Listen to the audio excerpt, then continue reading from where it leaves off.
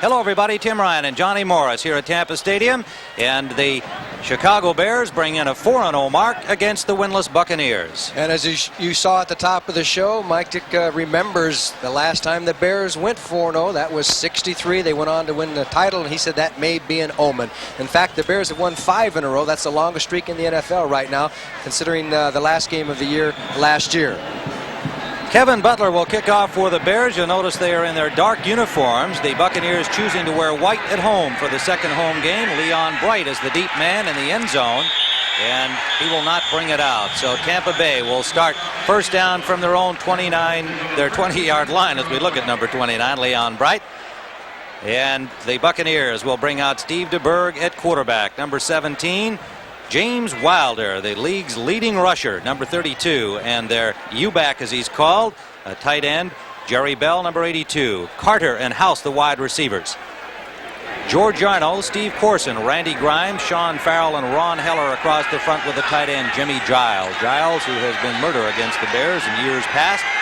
And Tampa Bay looking for victory number 1 on the season. And it is Wilder on first down, trying to come off tackle left, and again with that great strength and individual effort, plows for about 6 yards on the opening play of the game. Mike Singletary, number 50, Otis Wilson, number 55, made the tackle. For the Bears defensively, Mike Hartenstein, Steve McMichael, Dan Hampton coming along well after his offseason knee surgery, and Richard Dent along the front four. The linebackers, Otis Wilson, Mike Singletary, Wilbur Marshall, still in that spot, formerly held by holdout Al Harris. And the secondary, Richardson and Frazier on the corners, Dave Dewerson for the missing Todd Bell, and Gary Fensick at safety. Pitch out right side for Wilder, and the hole closes up as Singletary was there along with McMichael. And at the bottom of the stack, Otis Wilson, number 55. A gain of maybe a yard on that play on 2nd and 5, so the Bucs will have a 3rd and 4. So the Bucs start out right what they do best, and that is give the ball to James Wilder. He either runs or catches passes. As you know, he leads the league in rushing. And the thing is, can they beat a Chicago Bear defense that does not give up run yardage consistently? They'll give you a big play once in a while, but it's tough to run consistently. Steve DeBerg, to beat the Chicago Bears, is going to have to throw that ball downfield.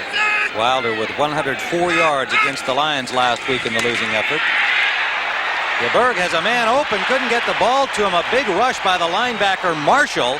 Giles, the intended receiver, and he was open. However, DeBerg backpedaling furiously with Wilbur Marshall in pursuit. Couldn't get the ball to Giles, so Tampa Bay will have to punt. And Wilbur Marshall will bring cheers from at least 14 people. We learned that he bought 14 tickets for his family from Titusville, Florida, across on the east coast of this southern state. You know, Tampa Bay had a big chance for a big play there. Frank Garcia, a tremendous punt. And it drives Taylor back inside his 15. A flag is down as he eluded the first attempted tackle on the play. And it was Mike Pryor who finally got him. He got away from Craig Curry, and flags are down. Huge punt by Frank Garcia, 56 yards. Garcia, one of the top punters for the last couple of years in the NFL. They may have called it on Mike Richardson. He was the man blocking on that play, hitting from behind. He hit Curry, and it was a very tough call there, very close call. Pat Haggerty, our referee, will give us the word here momentarily. Signal against the Bears. Illegal use of the hands. Number 27, offense on the return. First down. It is Mike Richardson, and let's have a look at what happened here. If you look at the left of your screen, you see Curry coming down, and there's Richardson kind of pushing him from the back, and then he put his hands back, said, I didn't touch him, but he did touch him, didn't he? Pushed him from the back.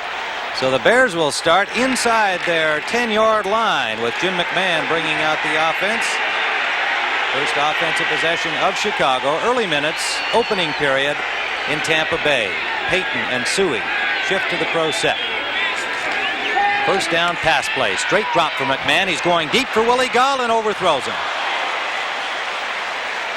On the coverage was Jeremiah Castile, number 23. Galt ran by him at about midfield, but only after the ball was well beyond both the receiver and the defender. Peyton and Suey, the starting running backs. Willie Galt joined by Dennis McKinnon. Florida State alumnus who has lots of friends and family down here. Across the front for the Bears, Covert, Bortz, Hilgenberg, Tom Thayer for the injured Kurt Becker making his second start at right guard, Keith Van Horn at tackle, and Emery Moorhead the tight end. 2nd and 10, Chicago Bears inside their 10-yard line. No score.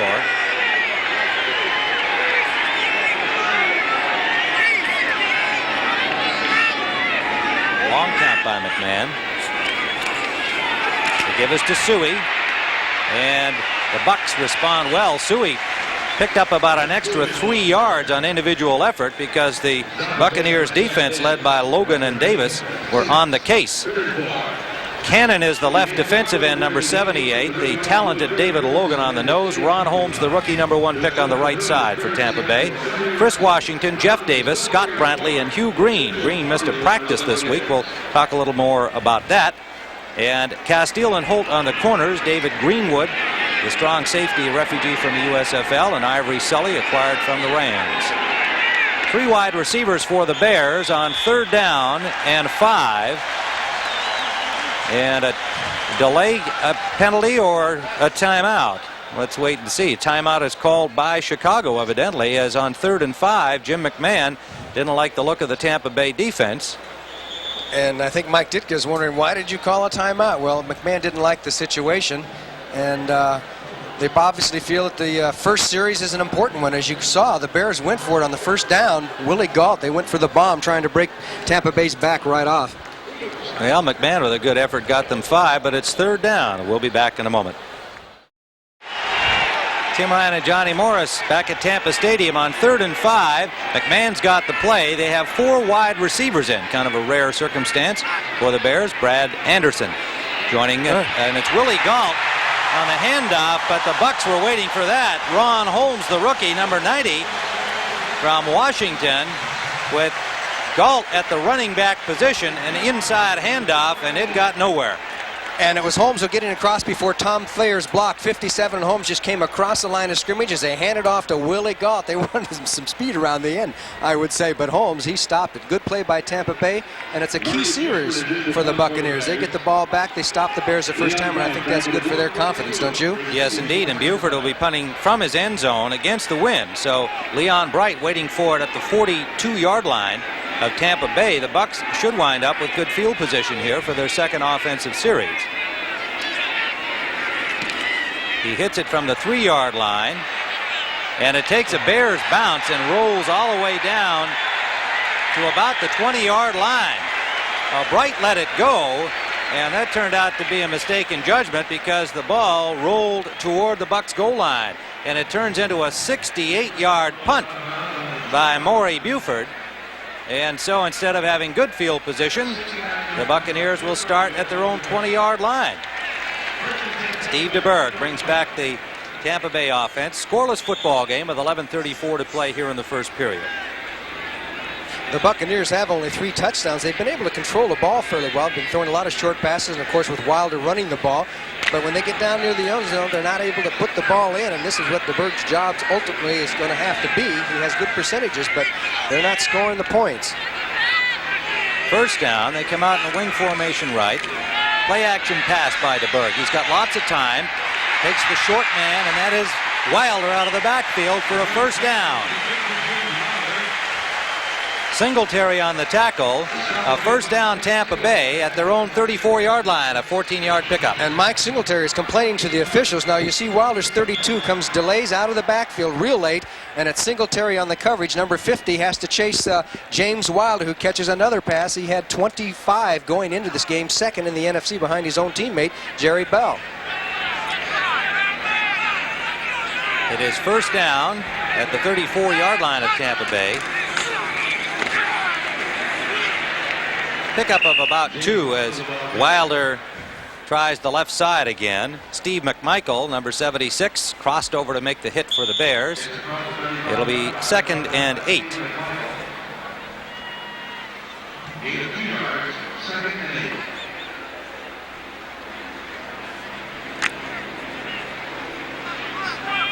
Second and 8.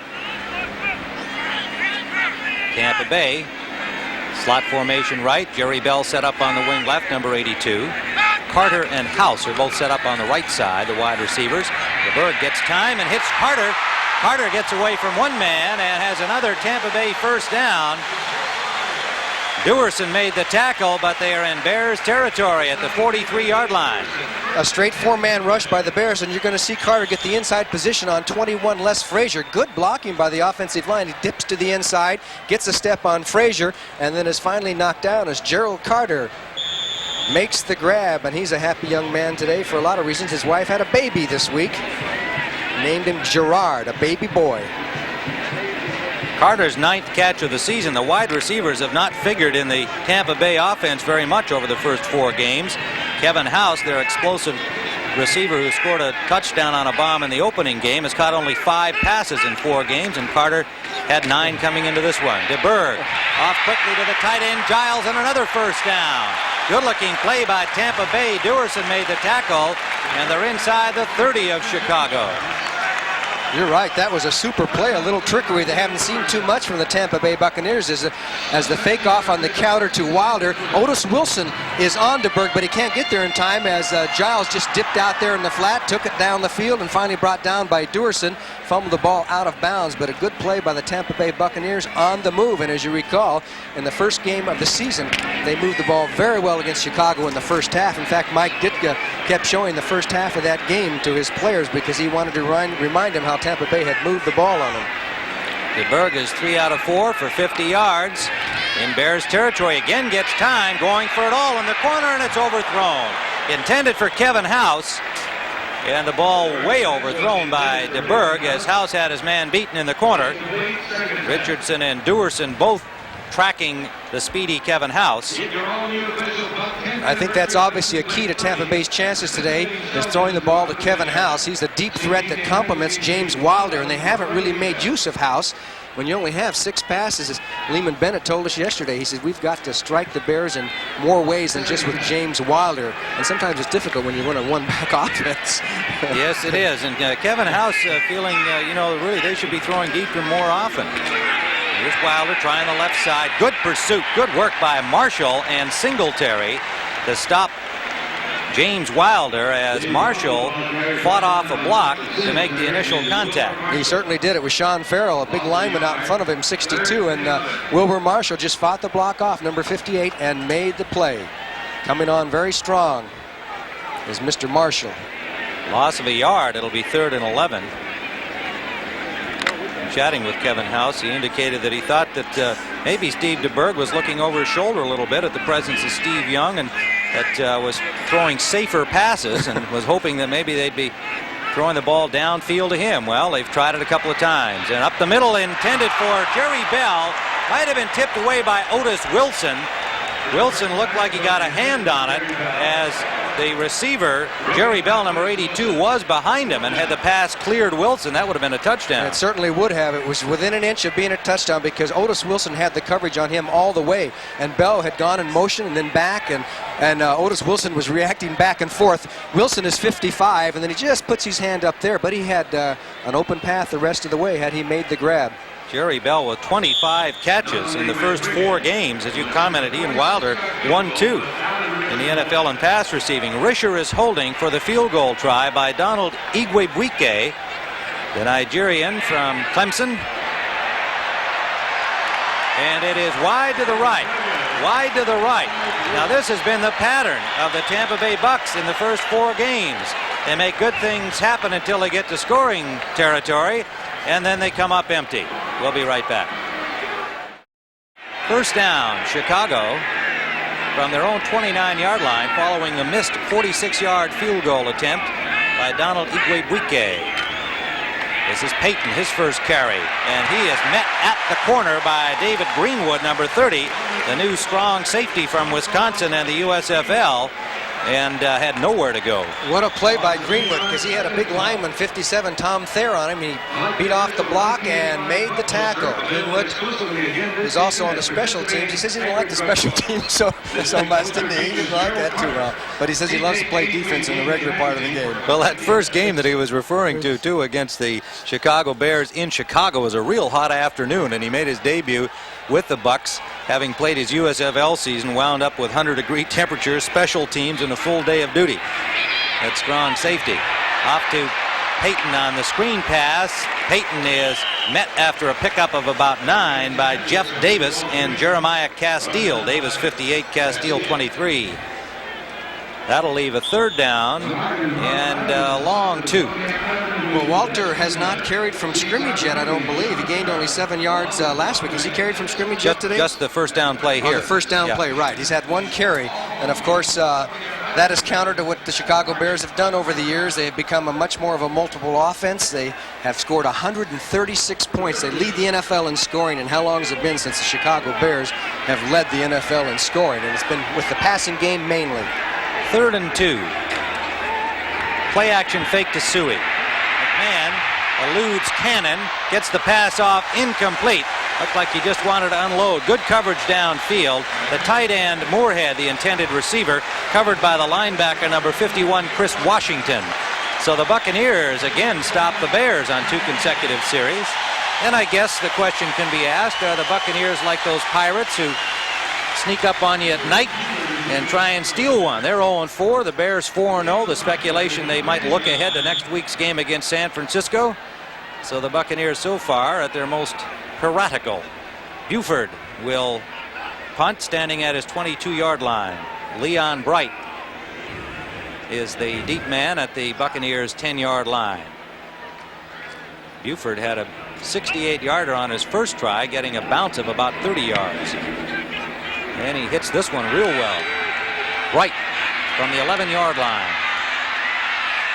Over the 15, buried there. First contact by Ron Rivera, number 59, and Dennis Gentry, number 29. A 53-yard punt, a 5-yard return. The Bucs will start from their 15 when we return. 6:42 remaining first quarter. Tim Ryan and Johnny Morris, and there's the man that they hope will be the man of the hour here in Tampa Bay, Steve Young, signed on September 10th to 6 one-year contracts for a bunch of money. And he's got that flak jacket on. You notice, Johnny, I don't know how much flak there's going to be on the sideline this afternoon, but Steve's ready for combat. First down to Berg, flares it out quickly to Kevin House. Richardson ties him up, but House works his way up for a gain of 8 yards on the play. 2nd and 2. 5-year man from Southern Illinois. And you can see Richardson gives him a little bit of room. He kicks the hitch only 4 yards down the field and was able to turn upfield before the defender gets there. And that is your first sign that the defender was a little bit too far off, as the Buccaneers get almost 8 yards. And I think they'd take 8 yards on first down any time. Kevin House, who's going to have to be a factor in this game if Tampa Bay is going to win. 2nd and 2. Buccaneers, Wilder the lone setback, slot formation left. Bell set up on the wing right. Bears again without much of a rush, and good defensive play by Richardson, intended for Gerald Carter, number 87. And it was Richardson getting a paw on the ball and batting it down to leave a 3rd and 2 for the Buccaneers. Richardson last week ran one back 90 yards. He got an interception, almost had a touchdown within a half a yard, but that was good coverage by Richardson. And you see the way the Bear defensive backs, when they have to move over the cornerbacks to go from one side of the field to the other, depending on how the Buccaneers put out their wide receivers and such. 3rd down Tampa Bay. In motion comes Bell. Short drop and quick pass, incomplete. The tight end Giles, I believe, the intended receiver. Bell and Giles were both there together. One turned in, one turned out. And the pass incomplete. So again, a similar pattern as DeBerg, unable to keep the offense moving for Tampa Bay, and they will have to punt. Frank Garcia. And the deep man for the Bears, Ken Taylor. Short. Not a good kick by the usually reliable Garcia. Got a Tampa Bay bounce, however, and will come down at the 38-yard line of the Chicago Bears. A 39-yarder for Garcia from the University of Arizona, a native of Tucson. And out comes Jim McMahon, and what a first 4 weeks of the season it has been for Jim McMahon. Much of the country getting to see him on a Thursday night when he came back with 3 touchdown passes to beat the Minnesota Vikings, and then a rout of the Washington Redskins last Sunday afternoon. The #1 rated quarterback in the National Football League, completing 64% of his passes. In that complicated rating system, he stands at 117.3. Sounds like anything over 100 would be a good number in that rating. Nobody's ever been able to really figure that out too well. McMahon gets lots of time, and Moorhead makes the catch. It'll be a first down near midfield for the Bears, an 11-yard pickup on the play. And you talk about catching the ball under duress. Number 58, Jeff Davis, is right there waiting for Moorhead. He goes, he watches Jim McMahon's eyes and almost put the battered away, but it was a perfect pass, and Moorhead hung on to the ball. First down for the Chicago Bears, and I believe it's their first down of the game. Jeff Davis hurt his shoulder against Detroit last week, but back in action today. He's a tough one and a good one out of Clemson. 30 tackles in the first 4 games. Pitch shot for Suey. Suey gets a block, takes it upfield, and picks up about 4. And it was Chris Washington with David Greenwood, 51 and 30, making the tackle for Tampa Bay. Chris Washington from Julian High School in Chicago. Played his college football at Iowa State, the number 5 choice of the Buccaneers in 1981. And now the rookie Irvin Randall gives Washington a breather. Randall, their number 2 pick from Baylor this year. 4-yard gain for Suey, 2nd and 6. No score at Tampa Stadium. 4:59 remaining first period.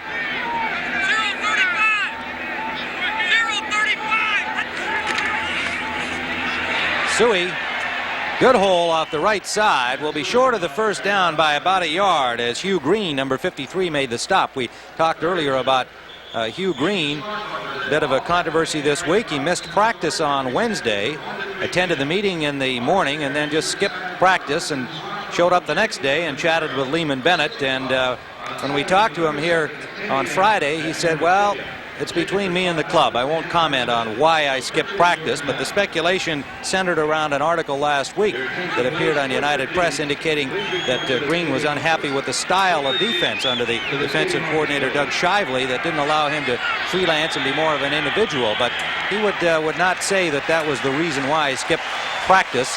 Flag is down on the play and a delay call against the Bears. Play of game, offense. On their 3rd and 1, that'll drive them back and make it now a 3rd and 6.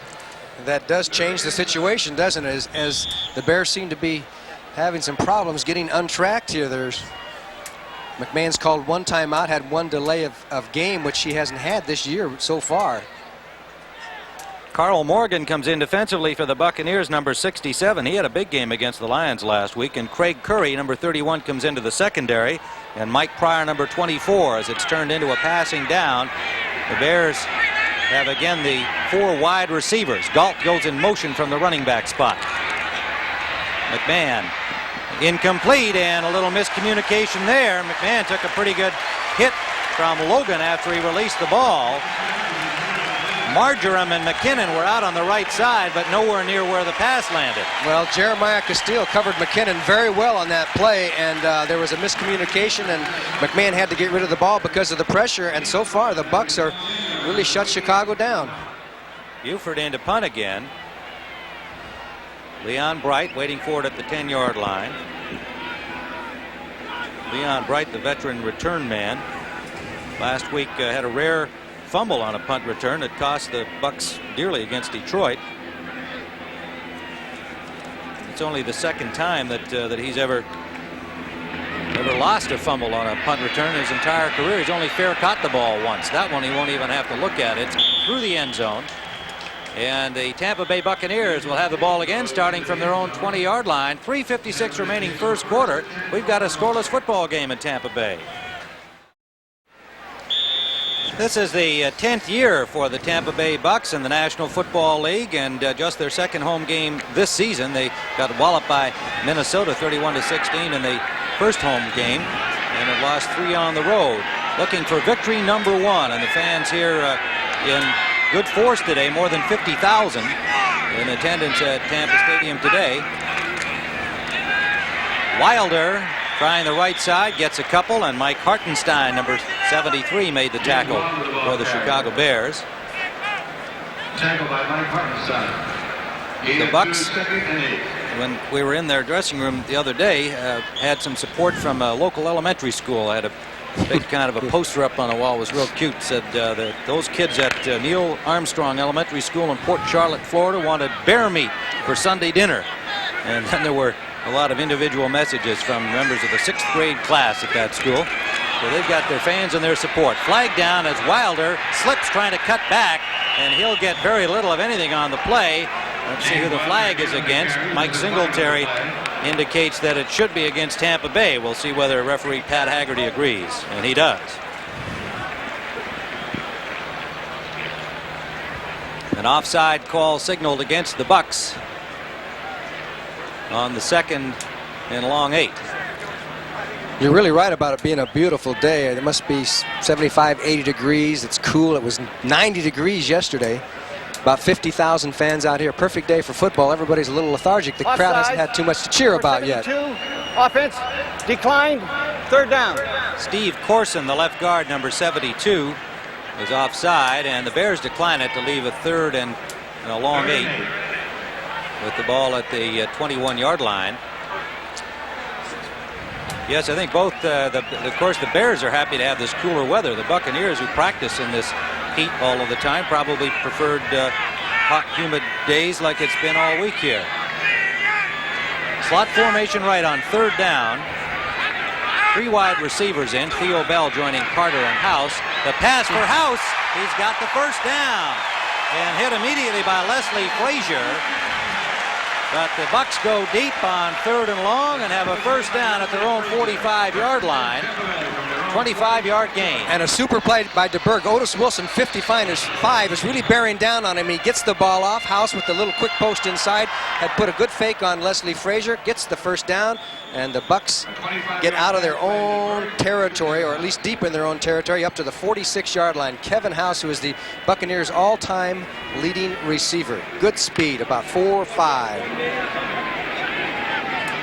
DeBerg now 5 of 9 for 83 yards. So House gets his wish to catch one a little deeper than he's been getting in the first 4 games of the season. DeBerg gets time again, and he goes way deep down the sideline, intended for Carter, incomplete.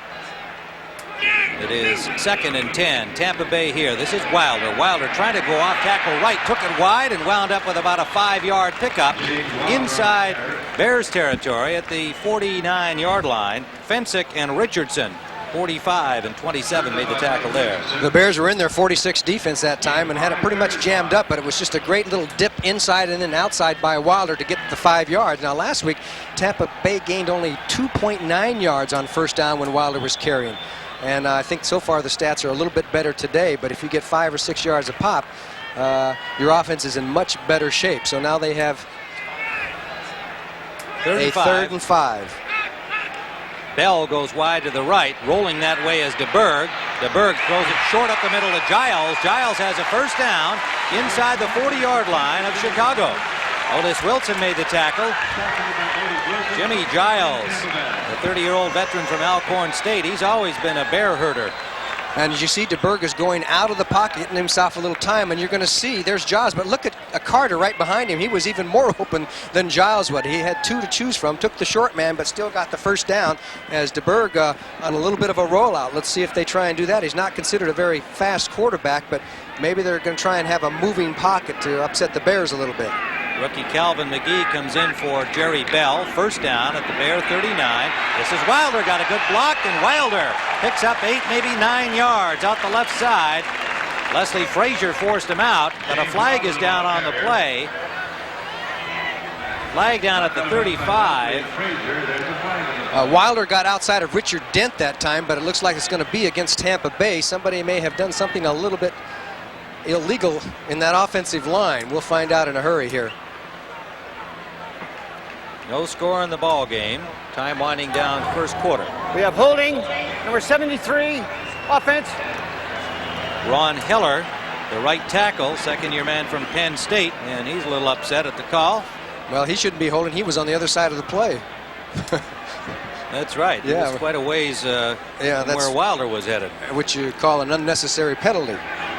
37 seconds left in the first quarter, and now the Bucks backed up to the 49-yard line of Chicago. Lots of time for DeBerg. Gets it off to Kevin House. He made the catch, dropped immediately by Dave Duerson. And it's going to be ruled incomplete. House unable to hold on once the hit was made by Duerson.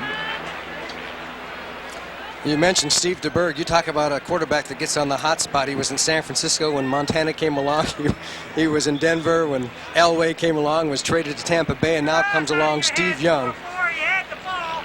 We've talked about that with him at the beginning of this season, and he really has quite a good spirit about it, but I'm sure that he hears the footsteps behind him, especially when his team is 0-4. So much pressure is put on the quarterback to be the primary performer. DeBerg, and that is complete. That was right on the money. Giles making the catch. Coverage from Singletary, and a perfect strike, but well short of the first down yardage. He got it up over the original line of scrimmage. It'll leave third and a long 8.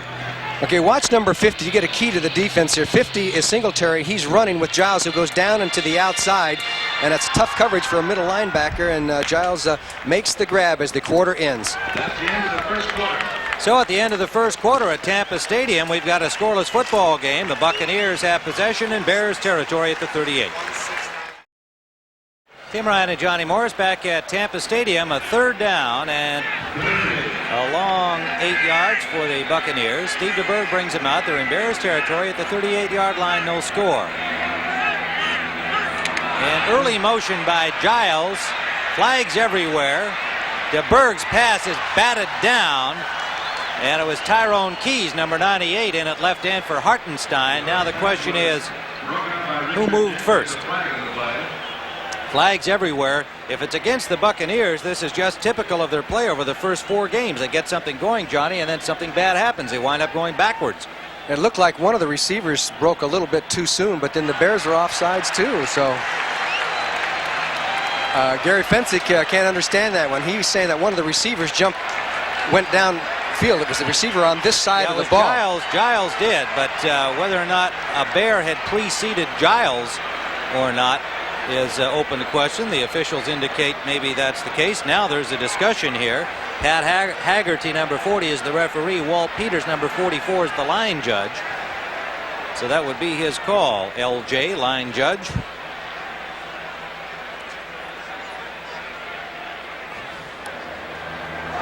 Offsides, both teams. That's what offset.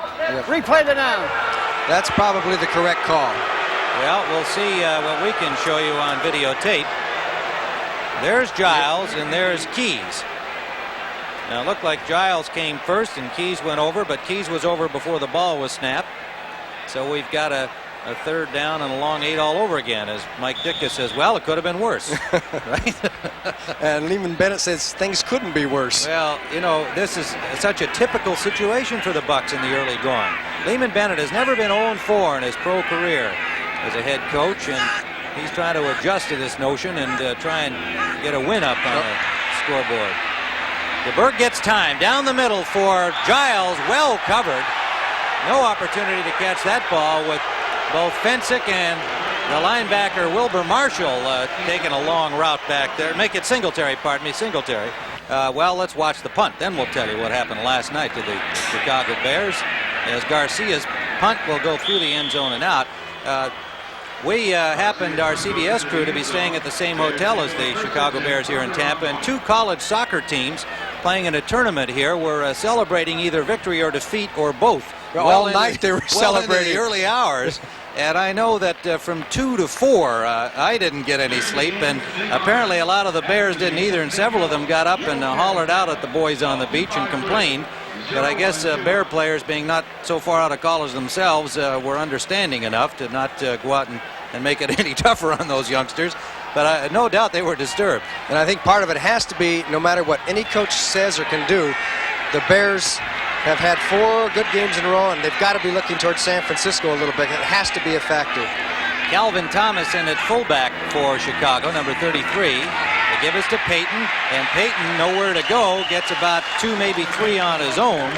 But excellent defensive work by the front of the Bucs defense with Davis and Washington, the linebackers, coming up to make the tackle. And you know what has been typical of the Chicago Bears so far this season is the fact that they have started several games out on a kind of a lethargic note. And all of a sudden it's been a big play. One week it was McMahon coming in and throwing the touchdown pass to Galt. Another week it was the Willie Galt's kickoff return. Earlier in the season it was Payton on some big runs, and then they triggered. So far they have not triggered today. Last week they trailed Washington 10-0 at this point in the game and scored 31 points in the second quarter. But not that way.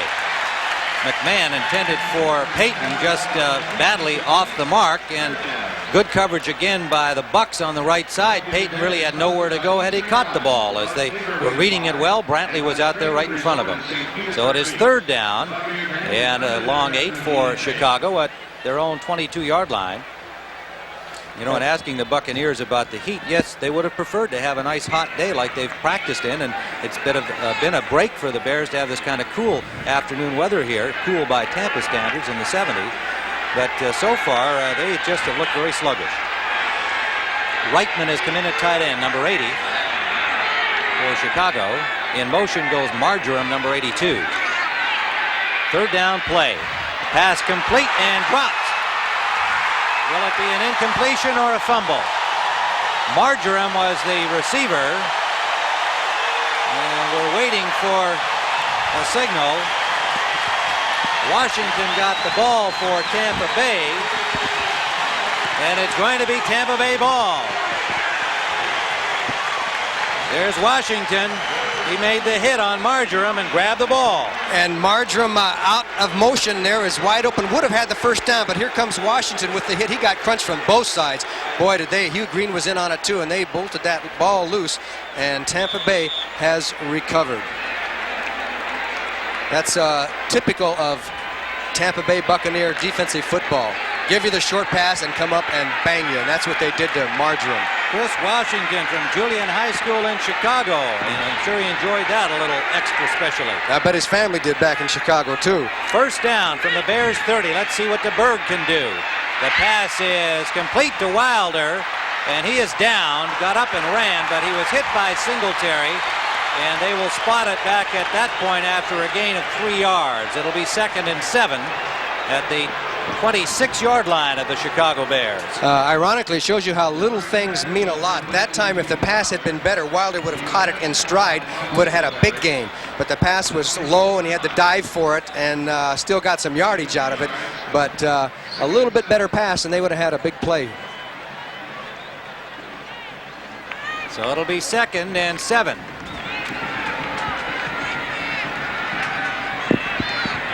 Scoreless football game, 13 minutes, 13 seconds remaining in the first half. In motion goes Bell. They give us to Wilder. Wilder, good reaction by Richardson. Wilder had the initial hole, a good block-off tackle. Excellent work by Richardson to come up and make the tackle after a gain of maybe a yard. Richardson, number 27, the third-year man from Arizona State. You talk about a play that it should have been more successful for Tampa Bay. Some great individual effort stopped that because it was set up, and they had Heller, the tackle, pull in with the block on Singletary, but there were a lot of other jerseys around and came in with a good play there. But the Tampa Bay had an excellent play set up on that one. William Perry made his first appearance defensively for the Bears. He now goes off, and Keys comes on at left defensive end.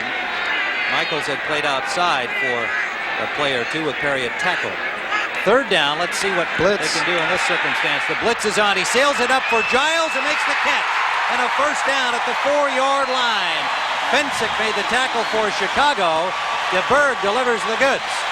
23-yard gain, 1st and goal from the 4. Oh, yes, they are throwing downfield this week as the Bears came with the blitz, a defensive back on the outside. All came down to the fact that 45 at the top of your screen, Gary Fensick had to cover Giles man for man out there. And the pass, even though it floated a little bit, it was high, and Fensick make the tackle, but not before Giles makes the grab. And Steve DeBerg, a happy young man, as the Buccaneers have a chance to take the lead.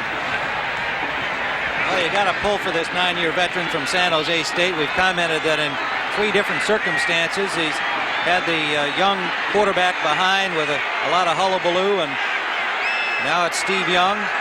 DeBerg would love to get them into the end zone.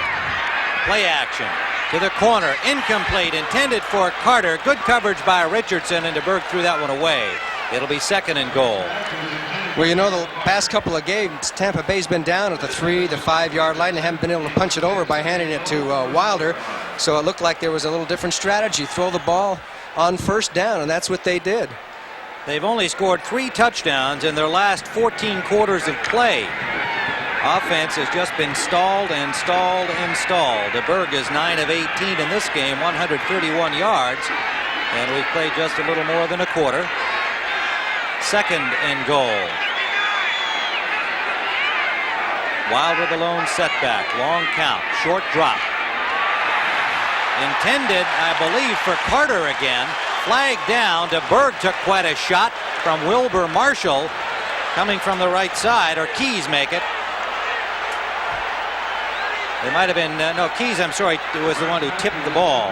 And DeBerg slow to get up. I believe it was Marshall who got the hit on DeBerg.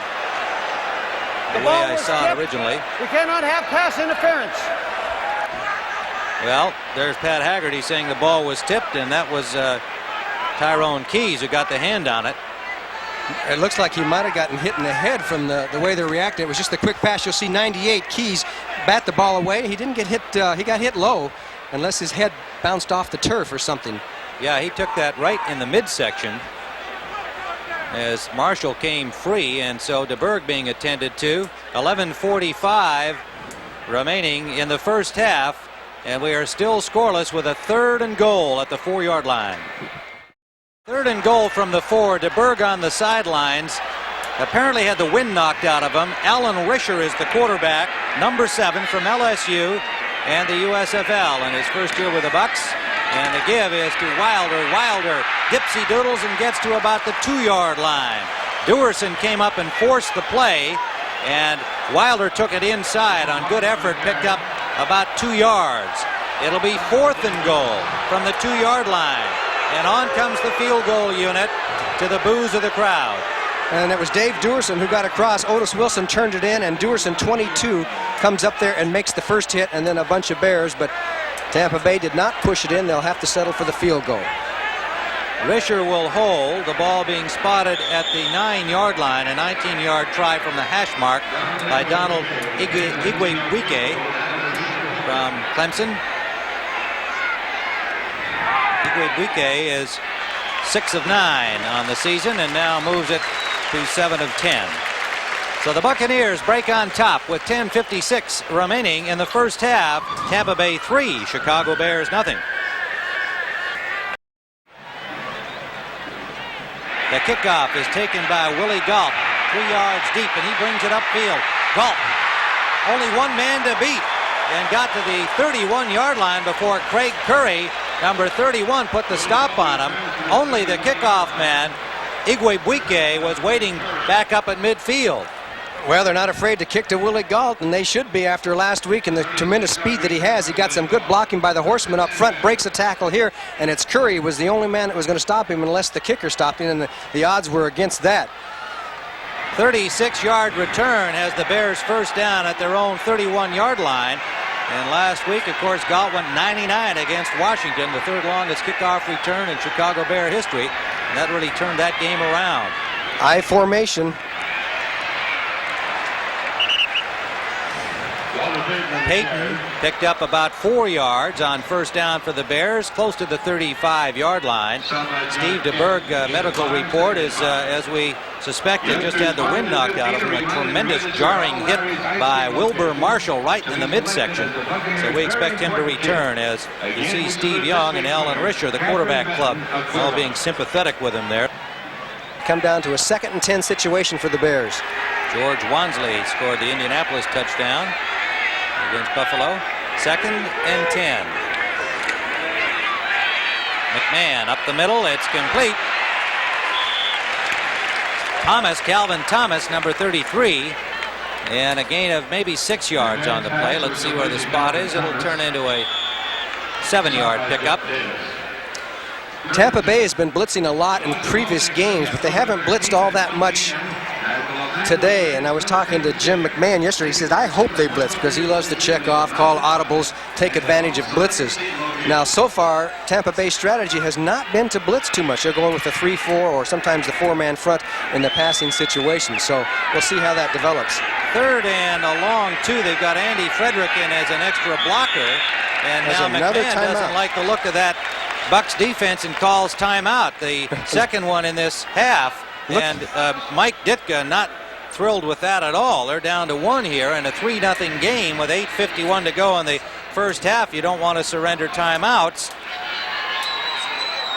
3rd down and 2 for the Chicago Bears.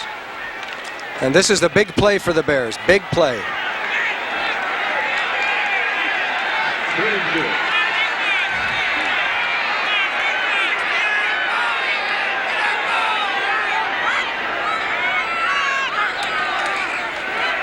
Pitch out to Suey. Suey has the first down. Suey over the 45 to the 46-yard line.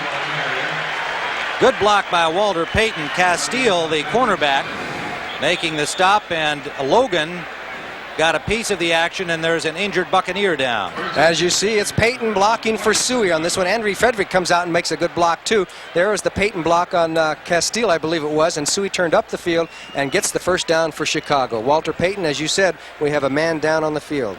Ivory Sully is the injured Buccaneer player. Sully came over from the Rams in a trade. 7-year man from Delaware. And he is clearly in some pain as the training staff works on Sully.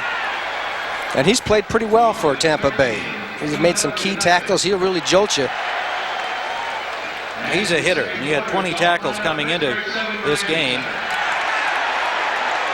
And happy to get a chance to be a full-time starter, something he was unable to achieve with the Rams in his career there.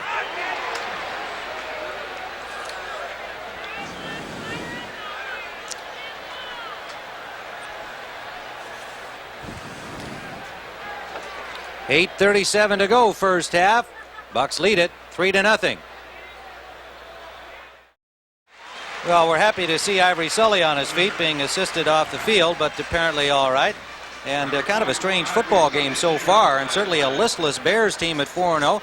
Some people expected maybe they'd be flat today and looking ahead to San Francisco, but that always sounds like a cliche to me. If you're 4-0 and the other guys are 0-4, it should be easy to get up.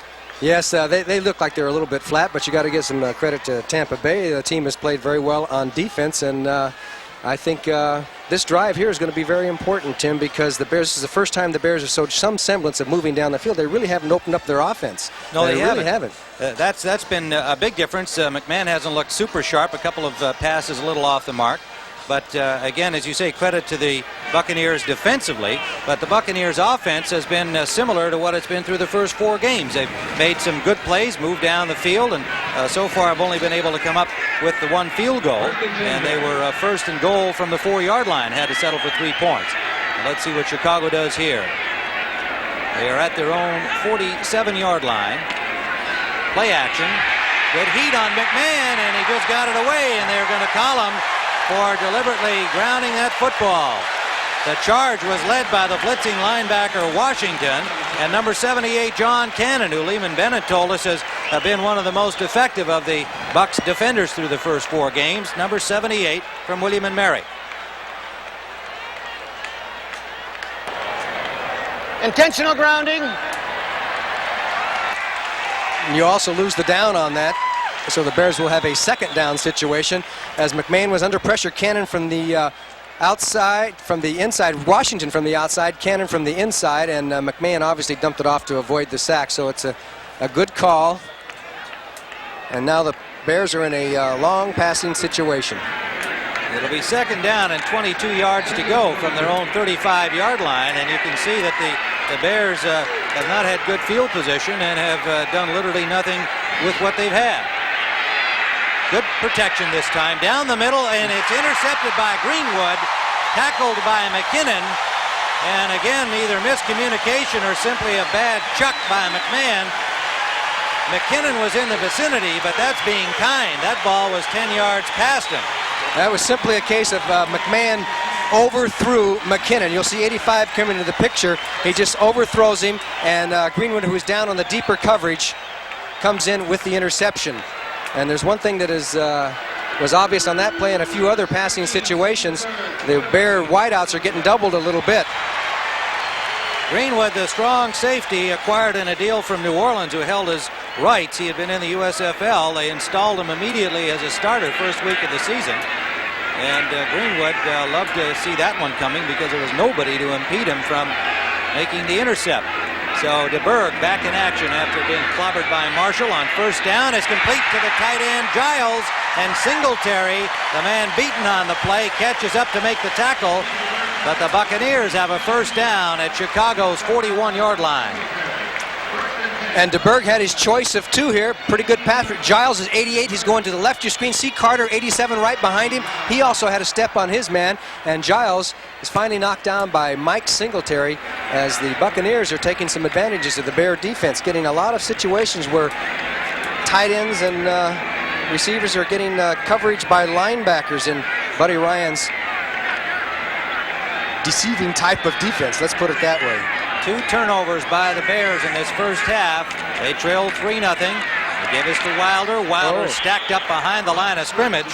William Perry, number 72, the Bears' number 1 pick.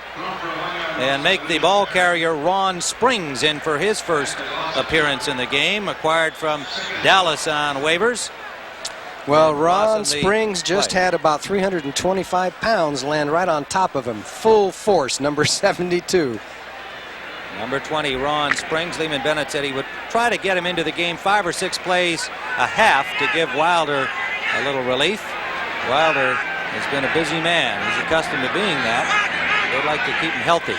2nd and 11. The pass for Giles. Good catch by Giles. Now the ball is loose, but it has been ruled dead, and it'll be a first down Tampa Bay at Chicago's 22-yard line. A 20-yard pass play. DeBerg to Jimmy Giles. Now watch for Giles. He's number 88. He goes straight down the field. There's Singletary on the coverage. And Mike Richardson comes off the coverage. That was Marshall. And he just beat it straight with what you call an arrow, the tight end right down the field. And it was beautifully laid in by DeBerg. He gets a lot of credit for that because he had to get it right up over Marshall and not too far down the field, and it was perfect. Giles' 6th catch of this first half, 99 yards. Slot formation left for the Buccaneers. First down at Chicago's 21-yard line. Short drop by DeBerg. In the corner, he's got a man open. Touchdown! Kevin House.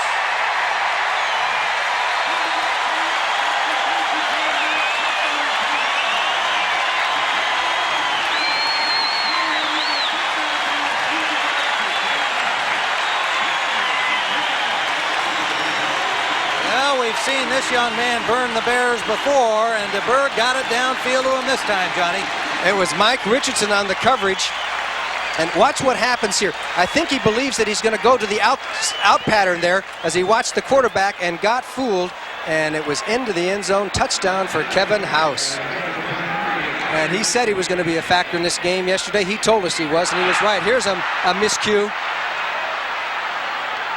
Well, Igwe gets to carry the ball, or at least lie on it, back at his own 34-yard line. And a missed point after on the bad snap. The punts at the kick center is Ken Kaplan, number 79. So a miscue by the Bucs cost them a point. Let's see it again. It's a little high. Boy, I'd say a little bit high, wouldn't you? I would say his fellow countryman Elijah Wan couldn't have caught that one. No, I don't think so. Holder on the play. Oh boy, completely fooled Risher. Now he could have tried to maybe scoop this one up because of the fact that the ball's a dead ball. You can't not lose it, and you're better off to try and scoop it up and maybe run for a touchdown, or for an extra point. But I don't think he wanted to do that. Not a lot of experience. There's Kevin House.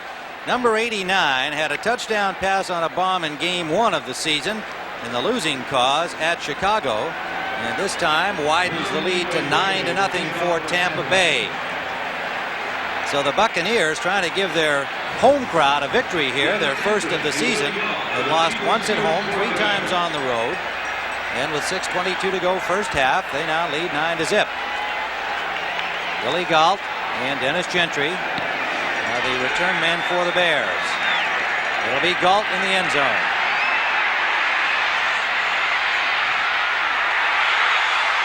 Flag is down on the play.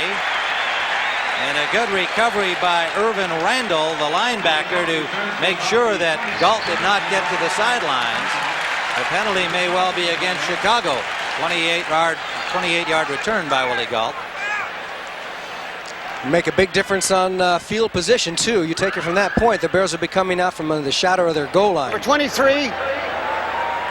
Illegal use of the hands on the return. Gale. So now they start from their 13, and Mike Ditka looks a little more like some of the scenes we saw on the sideline in other years. It's 4-0. He hasn't had too much to get angry about. He's a little upset at developments here for the Chicago Bears in this one. At the top of your screen, you can see a linebacker out in front of one of the wide receivers. McMahon steps up in the pocket. Flags are down as he takes off, trying to get to the marker, and did so. Depends on whether that flag is against Chicago or not, whether it'll be wiped out. Buccaneers showing good coverage downfield so far in this first half. And the penalty is against the Bears.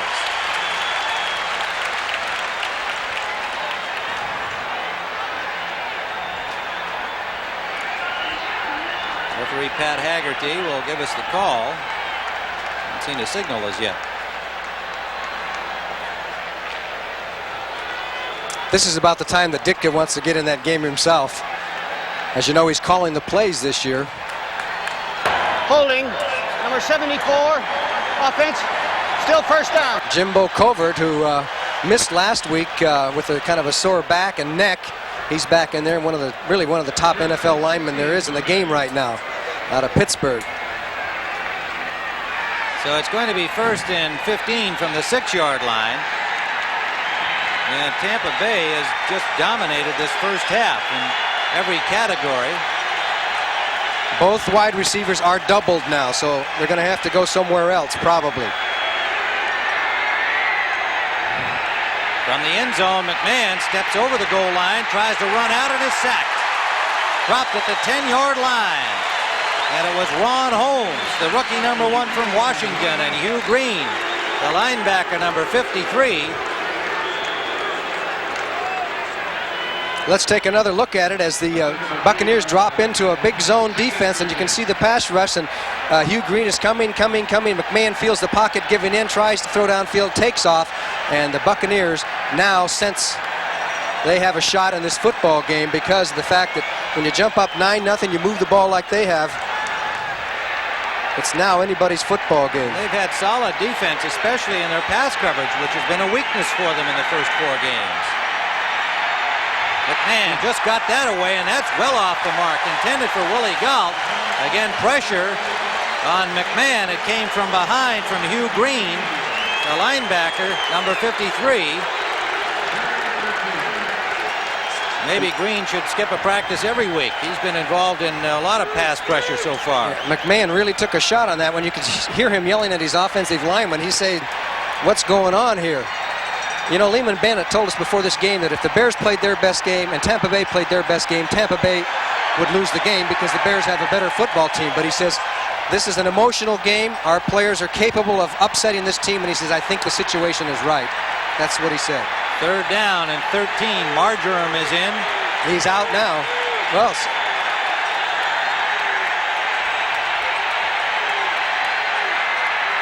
Three wide receivers. Rolling is McMahon. A flag is down. McMahon takes off. And McMahon will be short of the first down. Knocked out of bounds at the 19-yard line. David Greenwood, number 30. He's been a factor in this first half defensively. Chased out by David Greenwood. There's a flag on the flag. Illegal procedure. Signal against the Bears. No doubt will be declined by the Buccaneers. Well, when you see penalties in order like that, it's a sign the team has lost a little bit of its composure. And I think that's what happens to the Bears when you have, I think they've had a penalty on every play of this series. Well, that brings the crowd alive here at Tampa Stadium, 50,000 strong. 5:02 to go first half. Buford into punt. Leon Bright, number 29. He dropped a couple last week. He doesn't usually drop them, but he did twice last week. Lost a fumble, only the second time in his career that's happened, and hurt his knee on the play. But ready to go again today. He can be dangerous. With a 58-yard return last week.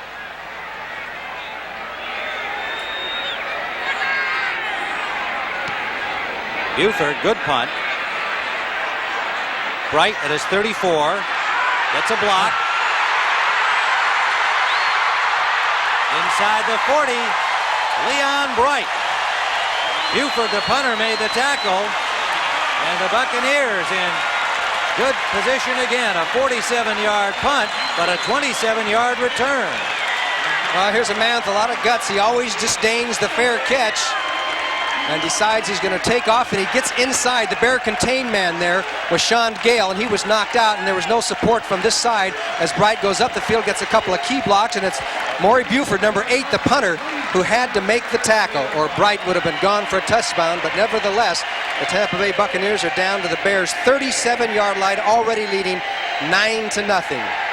Bright has only called for a fair catch once in 137 tries. I think first down. DeBerg brings out the Buccaneers. They're on top 9-0.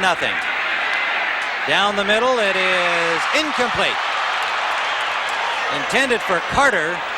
2 Bears there, Dewerson and the linebacker Singletary.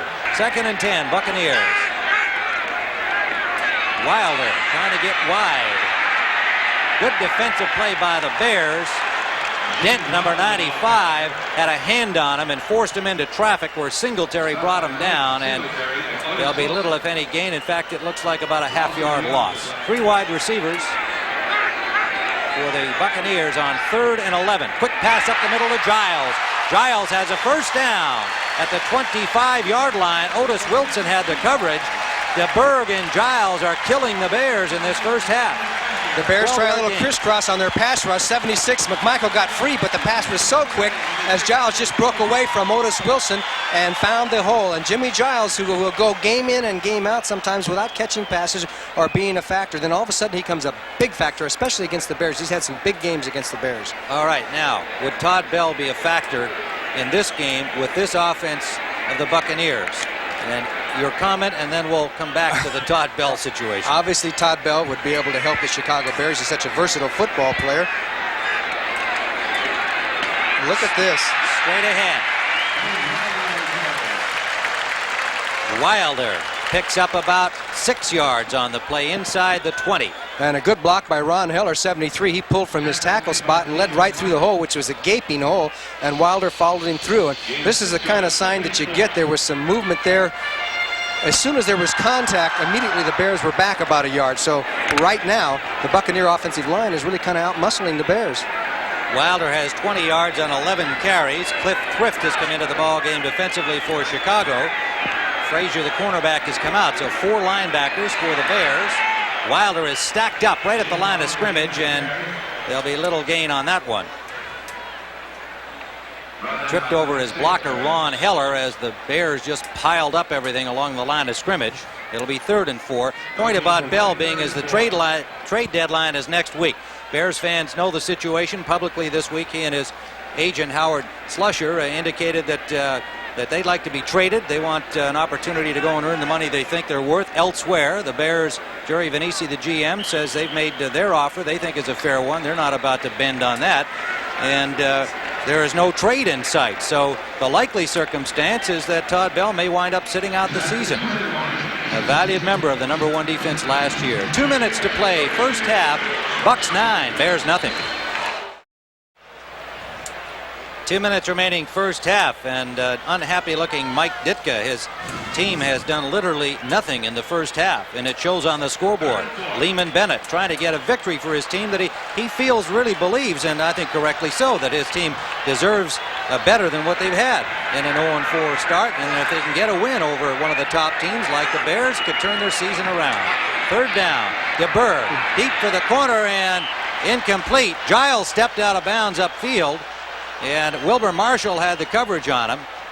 DeBerg just let that one fly. Fourth down.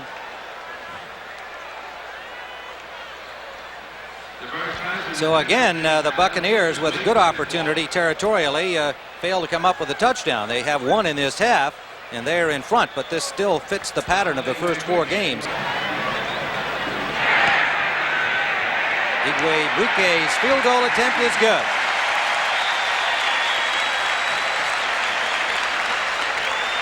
So the Buccaneers widen their lead to 12-0 at 1:51 remaining.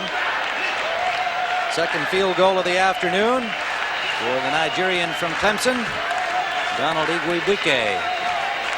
I think it's very significant that we'll have to find out Wilder's statistics, but the Tampa Bay Buccaneers have diversified much more in the first half of this game than they have throughout the early part of this season.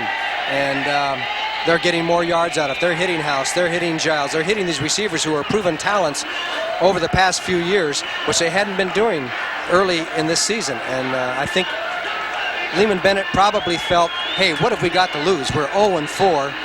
Let's not plod down the field with James Wilder. Not that he's a plodder, but what I'm saying is with one weapon, let's try our other weapons. And I think even if it backfires, I think he had nothing to lose, and it's worked out for him. But I think the big thing is the emotional factor. I think it's really tough. Mike Ditka showed that Tampa Bay first half, as I mentioned, to his team, trying to offset a letdown. And no matter how good a football team is, there are ups and downs to a season. When you play 16 games, you have ups and you have downs. And right now, Tampa's on an up, the Bears on a down. And you can see it. You can see it on the football field. You know. Igwebuike kicks it off for Tampa Bay. A short kickoff comes down at the 5-yard line. Dennis Gentry takes it up the sideline.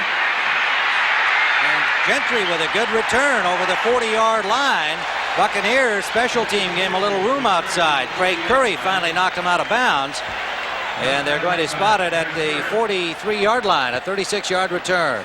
Here's a situation where Dennis Gentry headed towards the middle and just left his blocking, said, I'm going to freelance this one and get some yards. And he did get some yards with a nice move there on Curry, and is finally knocked out of bounds. The Bears in pretty good field position and obviously would like to get on the board before halftime. And I think the Buccaneers have to be wary of giving up the big play to inspire this Bear team. They're probably going to give little by little. 1:43 on the clock. Man has been unable to get anything going in this first half. Get some time. Another bad pass. It was over the head of McKinnon and in front of Reitman, the tight end, number 80.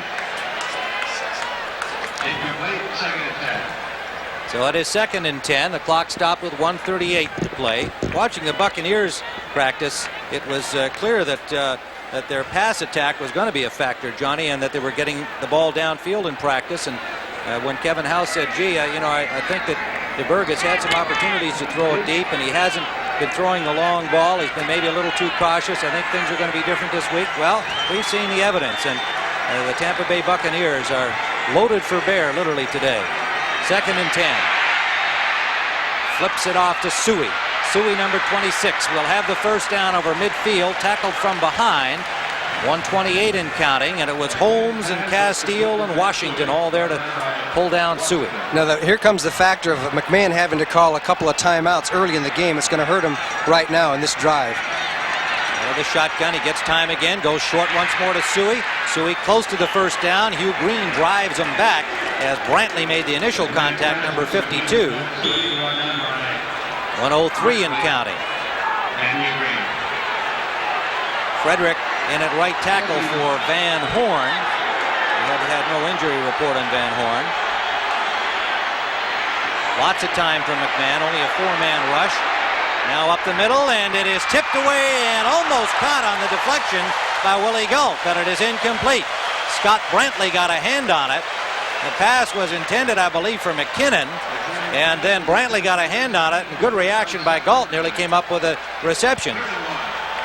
44 seconds remaining. He did almost come up with the reception, but the Buccaneers almost had an interception, as you'll see a whole bunch of white jerseys around that ball. Almost. Number 31 is Craig Curry there to make sure that Galt didn't have a full opportunity to catch the football. Jimbo Colbert in the center of your screen. He missed last week's game with back spasms. Frederick played for him, but Colbert back in action. Third down and short, 3 wide receivers in for Chicago. Payton has the first down. 39 seconds and counting. Hurry up offense. Cannon made the tackle on Payton. First and 10. Holmes takes his time getting back, using up some seconds for the Buccaneers. McMahon out to the sideline. Suey out of bounds at the 31-yard line. 22 seconds on the clock. Greenwood on the coverage out there. Do they have what, one timeout left? One timeout left by our count. Yes, that's the number on the board as well. And Mike Ditka sends in Ken Marjoram with the play. Buccaneers have all 3 of their timeouts, which probably will not be a factor with 22 seconds on the clock. Extra down linemen in. Carl Morgan and Don Fielder and Chris Lindstrom have all come in on the front line of the Bucs defense. 2nd and 5 for a first down. And we may have... The Buccaneers have called a timeout. They were confused on defense as to what they were going to play on defense. They had 12 men on the field, and Scott Brantley went out there and started counting, and he can count to 12, and he saw that there was one too many, so he had been sent into the game. 52, Brantley said, no, I shouldn't go in. They said, get in there. So he got in, and then he started counting and finally got back off the field. And there the coaches are saying, no, it's 11, not 12. He said, no, it's 12, not 11. I'm just teasing. They got it together. 2nd and 5, 22 seconds on the clock. Ball at the Tampa Bay 31-yard line. Suey out of bounds. Close to the first down marker at the 27-yard line. Mike Pryor drove him out. Number 24. There's another Chicago connection from Marion High School in Chicago. He played his college football at Illinois State. Number 24 of the Buccaneers. Also a great baseball player. The Dodgers drafted him.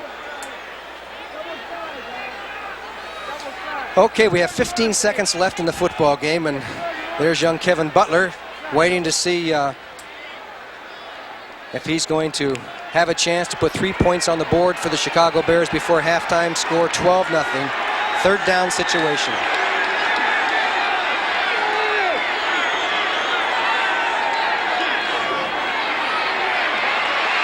McMahon steps out of traffic. He'll run it. Stays inbounds. And now out of bounds inside the 15 at the 13-yard line. 5 seconds remaining in the first half. So McMahon opted to surrender a couple of seconds to get the Bears in a little bit closer for Kevin Butler, and Butler comes on the field. 14-yard gain on the running play by Jim McMahon. The ball is at the 13-yard line of Tampa Bay. Well, the Buccaneers did not give up the big play. They let them go down the field 6, 8, 10 yards at a crack, and they'll take their chances on a missed field goal or possibly blocking it. Steve Fuller will hold. Butler is 8 of 12 in field goals. This one will be attempted just over the 20-yard line. A 30-yard attempt for Butler.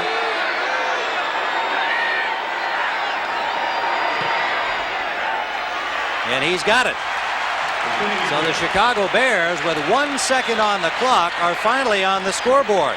They have been an offensive machine through the first 4 games of the season, but today, as Ditka wipes the sweat from his brow, they have been impotent, to say the least. They finally got 3 points on the 30-yard field goal from Butler with 1 second to play first half. Tampa Bay has shut them down defensively and done enough offensively to earn their 12-3 lead. Well, I think the key for Tampa Bay is that Lehman Bennett's going to be able to go in the locker room at halftime and say, hey, I told you we can beat these guys. And, you know, that's something that they haven't had a chance to talk about when you're 0-4 and things have been going very poorly. It's certainly got to be an inspiration for Tampa Bay. I don't think the Bears are going to kick off to Leon Bright, would you? I would imagine they'll probably, on this kickoff, just do some kind of a squibber. You know, Bennett was interesting in saying that when they went into Chicago the first time after he'd watched the Bears on film from the preseason, he said, you know, I really thought we were going to win that game. He said, I'm not saying we're a better team, but I really believed we'd win the game. They go up 28-17, looked like they had it won. Bears came back and beat them. He says, they're a better team now, though. I have to also admit that. 4 games later, they're playing to their ability. And it's going to be tough out there today. But you're right. He talked about the fact that, hey, all things being equal, sure, the Bears are a better team. But our team is ready to play and beat them. And so far at 12-3, he's got his club in front at halftime as Butler kicks it deep. He comes down at about the 4-yard line. Leon Bright will have a chance, but not much of one. He ran right into the frigid air. And Perry flattened him at the 18-yard line, and that's the end of the first half. So at halftime in Tampa, the Buccaneers 12, the Chicago Bears 3.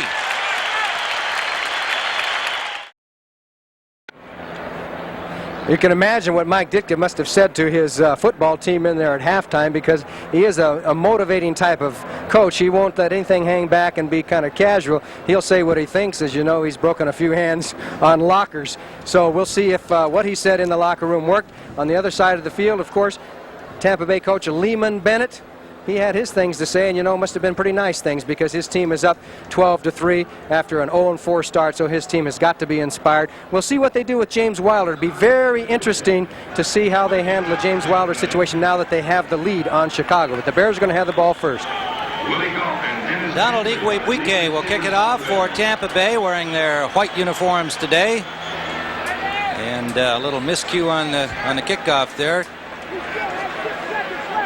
Apparently down in the end zone, whether it's the netting behind the post, not sure what, but the officials are holding up play here momentarily as Igwebuike was just about to pound that ball toward these two young men, Galt and Gentry for the Bears, waiting for it near the goal line of Chicago, and now we're ready to go. 12-3, Tampa Bay lead. The unbeaten Bears, the winless Buccaneers. And Galt will not bring it out.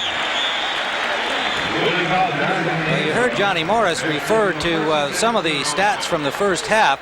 Here's a look at how the Bucs have really dominated the action. 10 first downs. They have passed for 204 yards and only 18 yards rushing with the #1 rusher, James Wilder. But they've got 222 yards total, nearly double the Bears numbers, and they had the ball for about nearly 4 minutes longer. And no turnovers, which has hurt Tampa Bay early in the season. They've had 9 fumbles. So let's see how Jim McMahon regrouped and see what the Chicago Bears will do. The Bears have been +7 in turnovers, and the Bucs -6, and that usually is related to your wins and losses. All right, on first down, Payton barrels his way up for a first down, a pickup of a little more than 10 yards over the 30-yard line. Walter Payton, who was not real busy himself in the first half. Hugh Green and Scott Brantley made the tackle on the play. That's just his 5th carry. Andy Frederick continues to work for Keith Van Horn at right tackle for the Bears. We've had no word on an injury to Van Horn, so we'll try to scout that out for you. Maybe just that he has been sat down. First down, Chicago, over the 30. In motion goes Suey. Pitch out to Payton. Gets a block from Suey. Turns it upfield. Brantley did a good job. He turned Payton inside and then tracked him down after a gain of 4, maybe 5 yards for Walter Payton. John Holt, the number 21, came up to help Brantley on the play.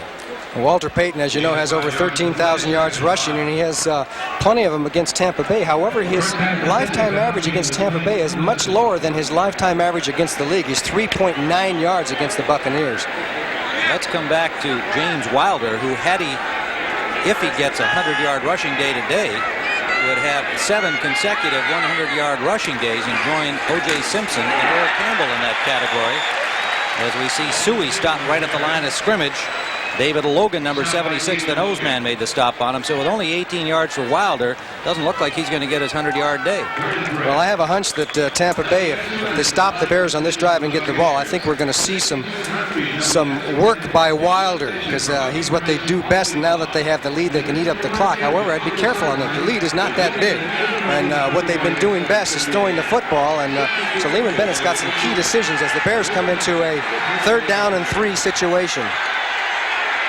Crowd sorting the Bucs defense, which has been very solid thus far. Deep drop by McMahon. Gets time. Has a man open, McKinnon, and a diving grab by McKinnon. Is he inbounds? Yes. Dennis McKinnon with a diving catch on not a well-thrown ball by Jim McMahon. A 1st down, Chicago at Tampa's 43. He waits for McKinnon, his number 85, to clear and gets good pass protection and throws it. And McKinnon almost caught this ball out of bounds because it was so far forward, but he made a super catch as he comes down. He came down well in bounds, and he is the number 1 receiver in the NFC in yards gained going into this game. Dennis McKinnon, who's got 5 touchdown passes already. Averaging 19.6 yards a reception coming into the game. 1st down, Bears. Opening offensive series, 2nd half. Payton, misdirection, well covered by the Bucs, gain of 2. It'll be near the 40-yard line of the Tampa Bay Buccaneers. Logan again, and Jeff Davis. And talking to Jay Hilgenberg, the Bears center, about David Logan. How do you rate David Logan?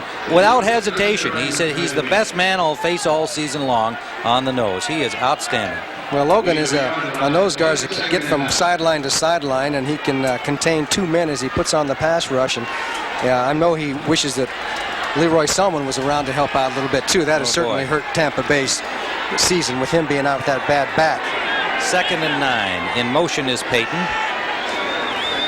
Rolling left, McMahon gets the blocking up the middle. It's complete to the tight end, Moorhead. Moorhead wanted to get up and run, but he slipped as he tried to rise and then was hit by number 58, Jeff Davis. But it's a 1st down, Chicago at the 24 of Tampa Bay. The key to this play was McMahon clearing on the rollout. He gets the inside block. They seal everybody down.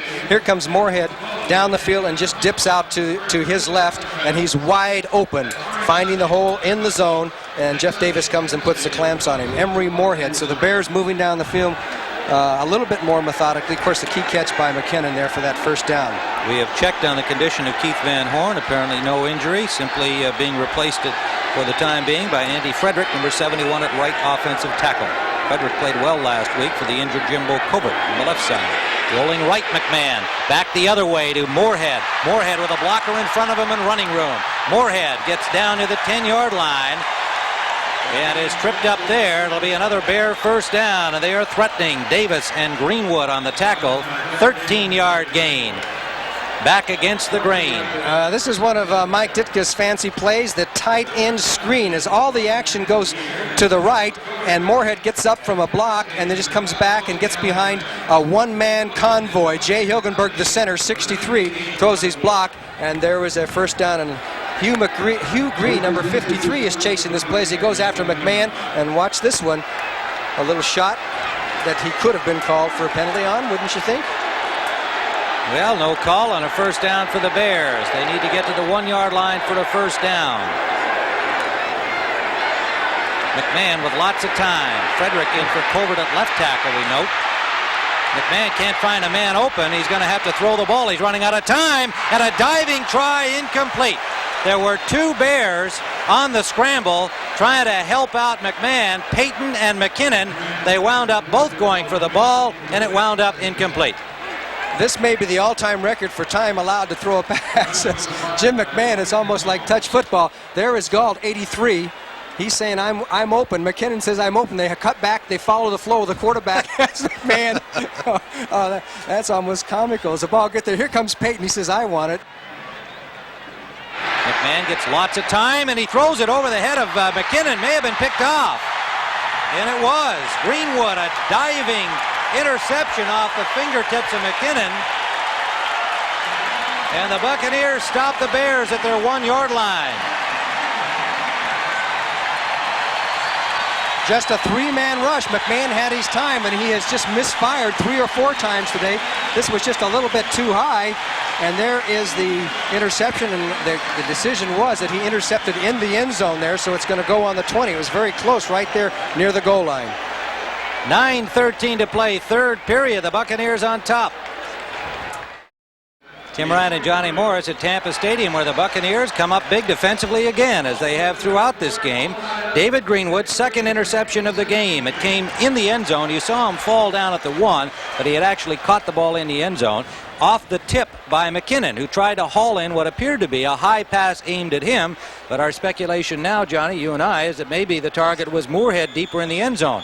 But nonetheless, the pass off the mark. McKinnon tipping it, Greenwood with a good interception, and Lehman Bennett's got to feel good about the trend. First down at the 20-yard line following the end zone interception. DeBerg deep for Carter, flags down. Maybe interference against the Bears. Richardson jammed him, and it looked like it was maybe right after the pass had even been thrown, plus it was quite a ways downfield. If it was downfield before the pass was thrown, you can sometimes call that on the offensive receiver. But I think it's going to go against the defense, at least. Illegal contact, number 27. Richardson, number 27. Okay, now you can't bump him until you get down the field after 5 yards, and that time it looked like Richardson was going to be beat and put the jam on him. So it's going to be a first down for Tampa Bay as they come out throwing on first down, Tim. That has been the key, and it has been successful. And they are at the 25-yard line. Off the wing in motion comes Bell. The give is to Wilder. Wilder picks his way nicely for a gain of about 5 yards. A flag down on the play.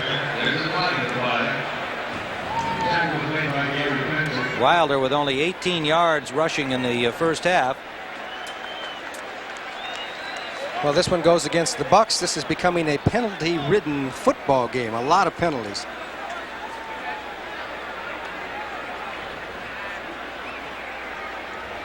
I think we're going to find out who the culprit was. Holding, number 60, offense. Center, Grimes. Randy Grimes, their number 1 pick in '83. Now he's right in front of 17. Here's Grimes, 60, making contact down the field. And they're ruling that he kind of held on and put his arms around the body, which you cannot do. Unless McMichael was the man he was blocking on. First and 20. Tampa Bay at their 15. DeBerg gets time. Deep sideline complete. That is Kevin House for a first down at the 35-yard line. Frazier and Fensick are there. The Buccaneers continue to get the ball down the field, a 21-yard gain. Boy, has Kevin House come out of hibernation. Here's a man that caught 76 passes one year for him. Double coverage, Duerson short, and you can see down the field. Boy, did they leave him a hole. He's surrounded by 3 jerseys, but not before the pass is right on the dime. He almost got away from Gary Fensick there as Frazier was in on the tackle, and came Marshall. Key play for Tampa Bay as DeBerg is having himself quite a football game. Well, one thing we note is we have not seen a fierce Bears pass rush so far either, apart from that shot from Wilbur Marshall on DeBerg. DeBerg got that downfield on the blitz, and it is incomplete. Frazier, good coverage deep on Kevin House. Bears were coming on that play, and DeBerg let it fly. That was another really super pass by DeBerg. As you can see, Frazier real deep. They have inside-outside coverage, and then he just puts the pass right there. But this time, Frazier is on the coverage very well. But the pass was thrown accurately. Good coverage by Les Frazier. DeBerg 14 of 27, 225 yards. Second and 10, Tampa Bay from their own 36. 7:58 remaining, Blitz. third period. Wilder, nowhere to go. Richard Dent has him, and Wilbur Marshall comes in with a shot. There'll be no gain. In fact, a loss of maybe 2 on the play, and some unhappy Buccaneers. Heller, number 73. Wilbur Marshall's got his helmet off. Boy, that's the first bad thing he should be doing. Get that helmet on. You don't want somebody. But Wilbur Marshall's played an excellent game so far. He is all over the place. That time, you know, it's a tough decision. Wilder was they were throwing him backwards, but at the same time he was driving his legs, trying to break loose, and And Marshall came in for what a lot of people think would be a late hit. It's a judgment call. Ron Heller didn't like the hit. We asked Wilbur Marshall. We talked about Todd Bell earlier among the holdouts of the Bears, the other one being Al Harris, the linebacker. And he said to Marshall, well, you know, do you think you would have had a fair chance to beat Al Harris had he been at training camp? And he said, yes, I think I would have gotten a fair chance, and I believe that I could have beaten him out. And it's all moot because he's the starter. Flags everywhere. And Berg unhappy at that development. I think he thought he had something going. So we'll see who moved. Procedure against the Buccaneers. Illegal procedure. So he may have had something going, and it might have been to that man, Kevin House, you saw a minute ago. And he's upset because the penalty is against his Buccaneers. 73. That's Heller, Ron Heller, the second-year man from Penn State at right tackle. At 73 at the right of your screen, there comes the movement, and then the Bears charge across to take advantage of that movement, knowing that a penalty would be called. So now it's a 3rd and long situation, which is usually where the Bears excel. 3rd and 16. The Bucs are 4 of 10 on 3rd downs in this game. And they got a long one here. DeBerg gets time, and it's complete to Bell. Bell bowls his way toward midfield, and he has the first down. Jerry Bell, number 82, a 20-yard gain. And I think you hit one of the keys. This time DeBerg was able to stand in the pocket, as you're going to see Bell gets jammed, goes down the field, and then turns to the outside as Otis Wilson is trying to be there on the coverage, but he can't get there in time. Bell makes the grab, and it's a first down, and that was a tough first down, folks, because they had 3rd and very long. So it'll be first down right on the midfield stripe for the Bucs, and Jerry Bell has been a key factor in this game and through the first 4. This one's for Giles, intercepted by Duerson. Dave Duerson in full flight. A flag down. He takes it over the 45-yard line of the Bears. Ron Heller made the tackle on him. The pass was intended for Giles, who was murdering the Bears in the first half. That pass off target. And Duerson in full flight took it to the 46, but a flag down, and it'll be against the Bears, but it's their ball. It'll be a post-possession penalty, and you're right, Giles was open. DeBerg had the right receiver. He just threw it over too far. He tried to lay it in like he has a couple of others, and he just got too much muscle on it, and the Bears took advantage of it. Illegal use of the hands on the return. Number 21, first down. I think it was House that Les Frazier got the hit on, but you can see that Giles is clearing. He's right there, and then the ball is up and over too far, and the penalty is coming up, I believe, on 21, Les Frazier. Makes the block on House from behind. We won't see that, but there's the block right there, and then there's the tackle by Heller. Bears ball, 6:08 to go, 3rd quarter. First down, Chicago Bears, their own 33-yard line, following their first interception of the game by Dave Duerson. Rolling right, McMahon has time. The pass is complete to the tight end, Moorhead, a wounded duck. And he went down like a bird dog, a Labrador retriever, to make the catch, and a first down for Chicago in Bucs territory at the 44. Okay, the Bears on the roll again with the fake of the counter to the other side to Payton, and McMahon has plenty of time out here, and Moorhead comes up with another super catch as he clears the linebackers and just take that right off the grass tops. The man from Colorado who is becoming a factor in this game because they pretty well shut down the wide receivers, and when you do that, the tight end or the running backs are going to become a bigger factor. His 4th catch. Carl Morgan in on the nose for David Logan the last play, and this one, he's number 67. And flags everywhere, some early motion on the Bears' first down play from the 44 of Tampa Bay. Ball start, number 71, offense. Andy Frederick, number 71, charged with a false start, will leave a 1st and 15. Keith Browner is in at left linebacker, number 57, replacing Chris Washington, and now Browner comes out, and number 54, Irvin Randall, comes in. I'm waiting for the moment when Tampa Bay decides to go with the all-out blitz. We haven't seen too much of it. And talking with McMahon last night, he said if they blitz, we'll burn them. But he hasn't really had that much of an opportunity. They've played a conservative but effective defense. Flaring out to Moorhead. Moorhead forced out by Greenwood. Actually, his own momentum carried him out of bounds with Greenwood there late to cover. He got to the 40-yard line for a gain of close to 10 yards. Will leave a second and a long 5.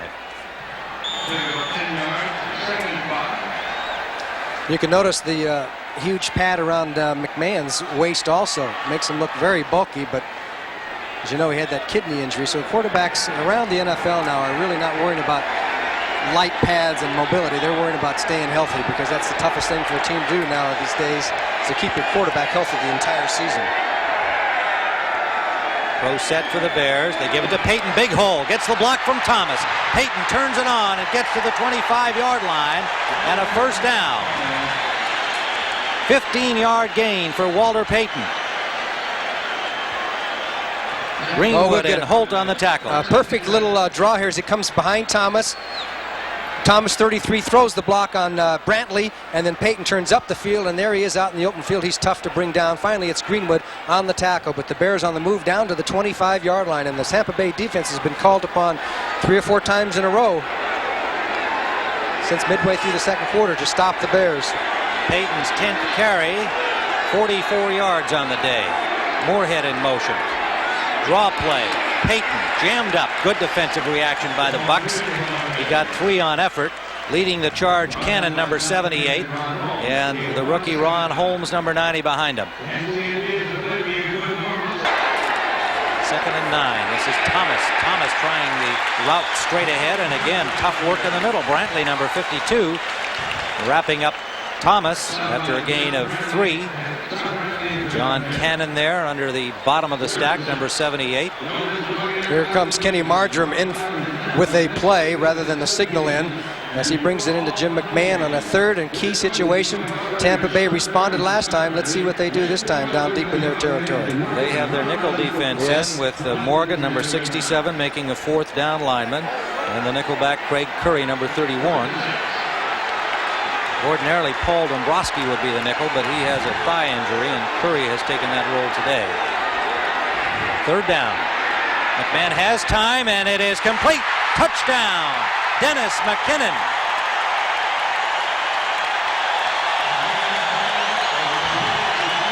And there are a goodly number of Bears fans applauding that touchdown here in Tampa. Dennis McKinnon with a super catch on the quick post pattern. Castile was on him, but the pass was led perfectly, and McKinnon, who has a knack for coming up with a spectacular type of catch. McMahon had the protection. Here he comes right across. You can see pretty good coverage, but the pass was perfect. The Bears score back in this football game, and that missed extra point, or that bad snap, looms very large now for Tampa Bay as number 85 scores his 6th touchdown. Kevin Butler with the point after. Steve Fuller holding. It is good. And so the Bears finally score the touchdown and have closed the margin to 2 with 3:40 remaining. Third quarter, it's 12-10. Tim Ryan, Johnny Morris back at Tampa Stadium, where Jim McMahon has not been super sharp in this football game, but he delivered the airmail to Dennis McKinnon on that touchdown, a perfect strike. The Bears going 67 yards in 6 plays, 21 yards the score, 2:28 used on the clock. Butler's kickoff.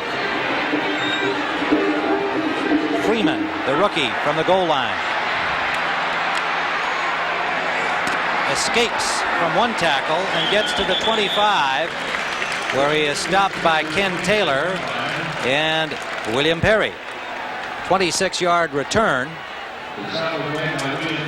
Tampa Bay will start from their 26, and they lead 12-10. The missed point after, as Johnny indicated earlier in this close game, could well turn out to be a factor as time marches on. 3:28 to go, third quarter. I think this is an important series for Tampa Bay to offset any momentum the Bears may have gotten from that last touchdown. McMahon, 14 of 25, 169 yards, 2 interceptions. He had only 3 in the first 4 games. Wilder straight ahead, flag down. Wilder picked up maybe 4 yards before he was stopped. We have seen Ron Springs on only 1 carry so far. He was picked up from the Dallas Cowboys to offer some relief to Wilder, but the Bucs have been passing the football primarily in this game, and so far relatively successfully. Well, they're going to hold now. Number 60, offense, still first down. Randy Grimes, his second holding penalty of the game, drops the Bucs back to their 15-yard line. And that's the 4th penalty charged against Tampa Bay that's cost them 45 yards. And when you have penalty figures like that, and turnovers, as we indicated, have been a problem for them, that's how you get to be 0-4. 1st and 20. Wilder, good hold off tackle, tripped up by the safety Fensick, or he would have had a lot of real estate ahead of him. Good blocking at the point of attack on that play. Corson and Yarno, the left side of the offensive line of the Buccaneers. It is beginning to look like his string of 100-yard games is going to come to an end. 14 for 28. That's 2 yards per carry. But Tampa Bay is ahead. 2nd down and 12. The 46 defense for the Bears. Play action. DeBerg, sideline, incomplete. Carter was the intended receiver, but DeBerg had to rush the pass with Steve McMichael, number 76, applying the pressure. Carter had not made his turn back to the sideline. Theo Bell is coming into the football game.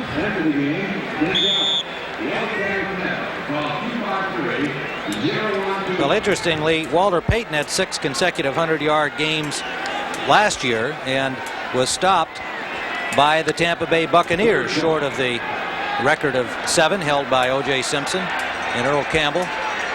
So turnabout may be fair play. 3rd down and 12. Slot formation right for the Buccaneers. Fumble. DeBerg on the snap from center. A miscount. Bears come up with a football. Another tough break for the Buccaneers. Steve McMichael recovered the loose ball.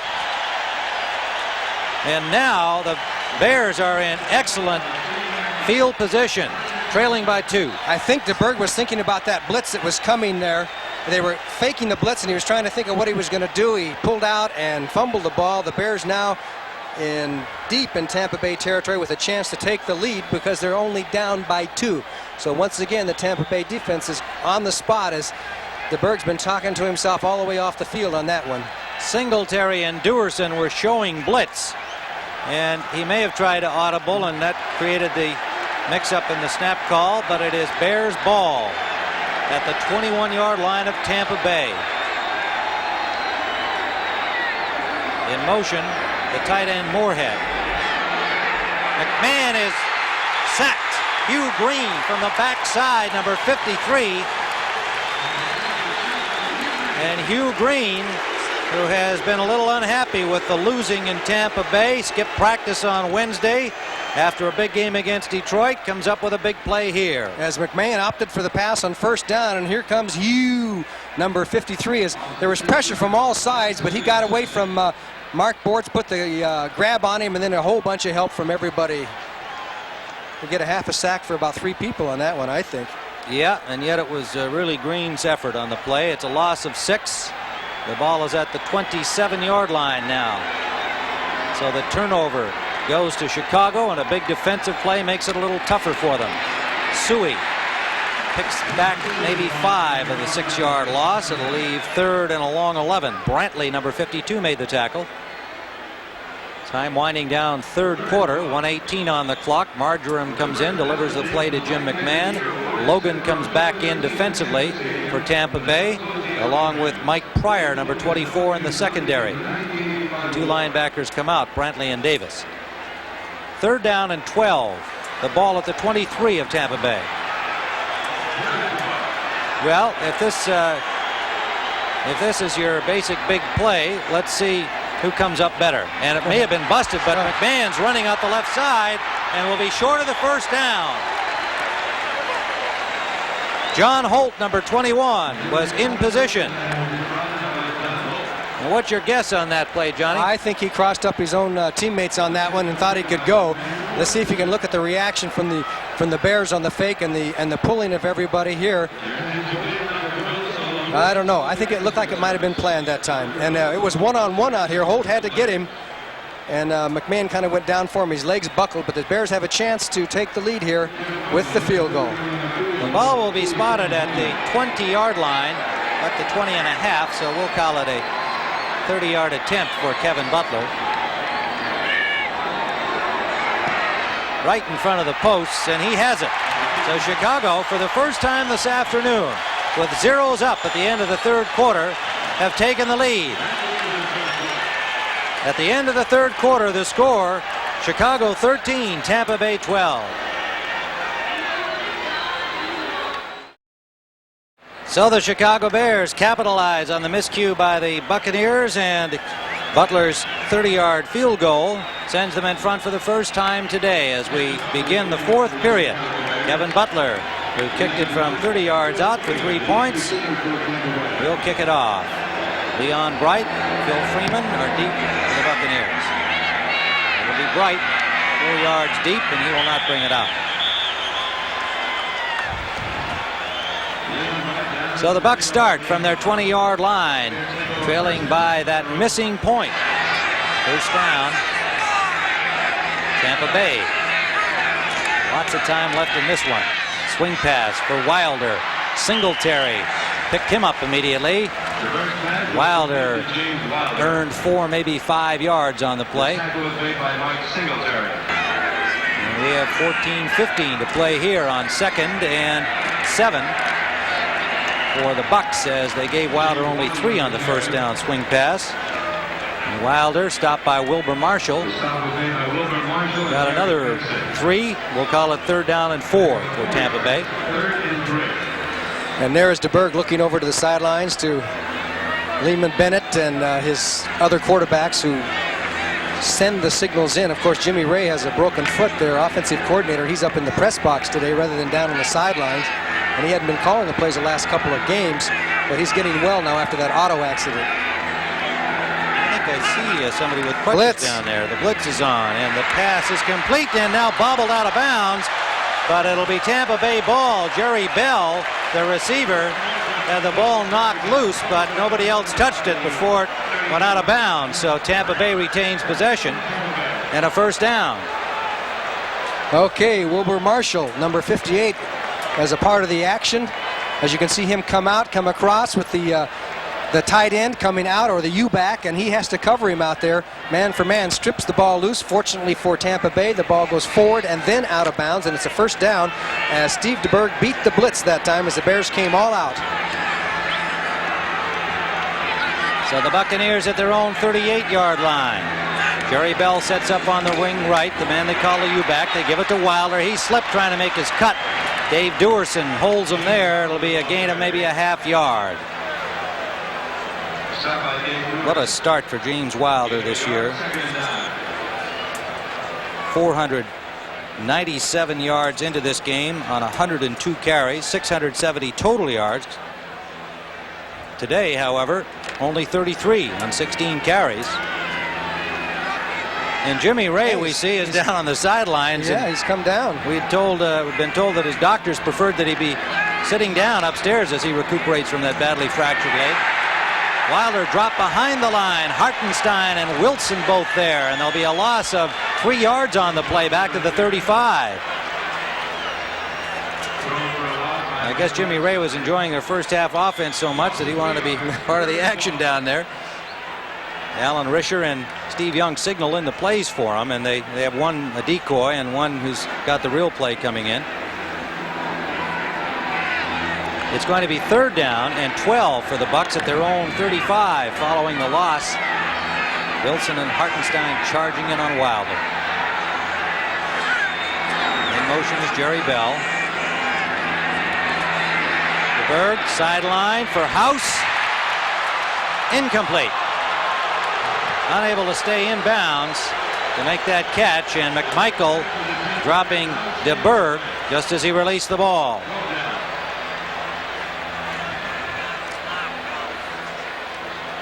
Well, he got his hands on it there, could not quite hang on as the ball squirted loose on contact with the ground. So it's going to be 4th down. Tampa Bay will have to punt. 54,000 fans here, and I would say 5,000 or 10,000 of them might be Chicago Bear fans. A lot of retired Chicagoans live down in this area. There's Dan Hampton, number 99, apparently was shaken up on that play. Coming back from some knee problems, has had a couple of super games the last 2 games. Yeah, I thought it was interesting that he described to us yesterday how Buddy Ryan has really let him rehabilitate at his own pace. Hasn't expected too much from him, knowing he's not at 100%, but knowing that Hampton at 50% can get a lot of the job done. So he feels he's been playing better as he's been getting stronger. Ken Taylor waiting for it at the 15-yard line for the Bears as Frank Garcia stands at his 20 and hits from the 25. Good punt by Garcia. Fair catch signal by Taylor at the 23-yard line of the Chicago Bears. Well, he made a mistake there. He had plenty of room to run and opted to call for the fair catch. We'll return to Tampa Stadium after this word from your local station. I formation. Play action, flag down. McMahon eludes the rush. The pass complete. It is McKinnon, and McKinnon has first down mileage to the 39-yard line of the Bears, but the flag was down early at the line of scrimmage. A 16-yard gain on the play may be wiped out. No, it's against Tampa Bay. Offside, Buccaneers. Declined by the Bears, of course. Defense, number 76. Offside, decline, first down. The active David Logan charged with offside. Hilgenberg says you don't know what to expect from him. He comes at you from the left, he comes back at you from the right. He say sit back and play soft and let the tackles get at you. He said he's just the best that he'll see all season long. What the Bucs need now is a big turnover. Keith Browner in for Scott Brantley at linebacker for the Bucs. First down Chicago. Play action up the middle and a good catch by Moorhead for another Bear first down. He took the shot from Craig Curry, held on to the ball, but is slow to get up.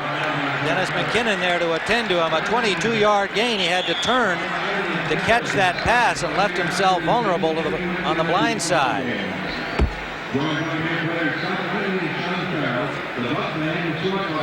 They're looking at his shoulder. This time McMahon spotted him right away as he runs an arrow right down. You see 31 at the top of your screen.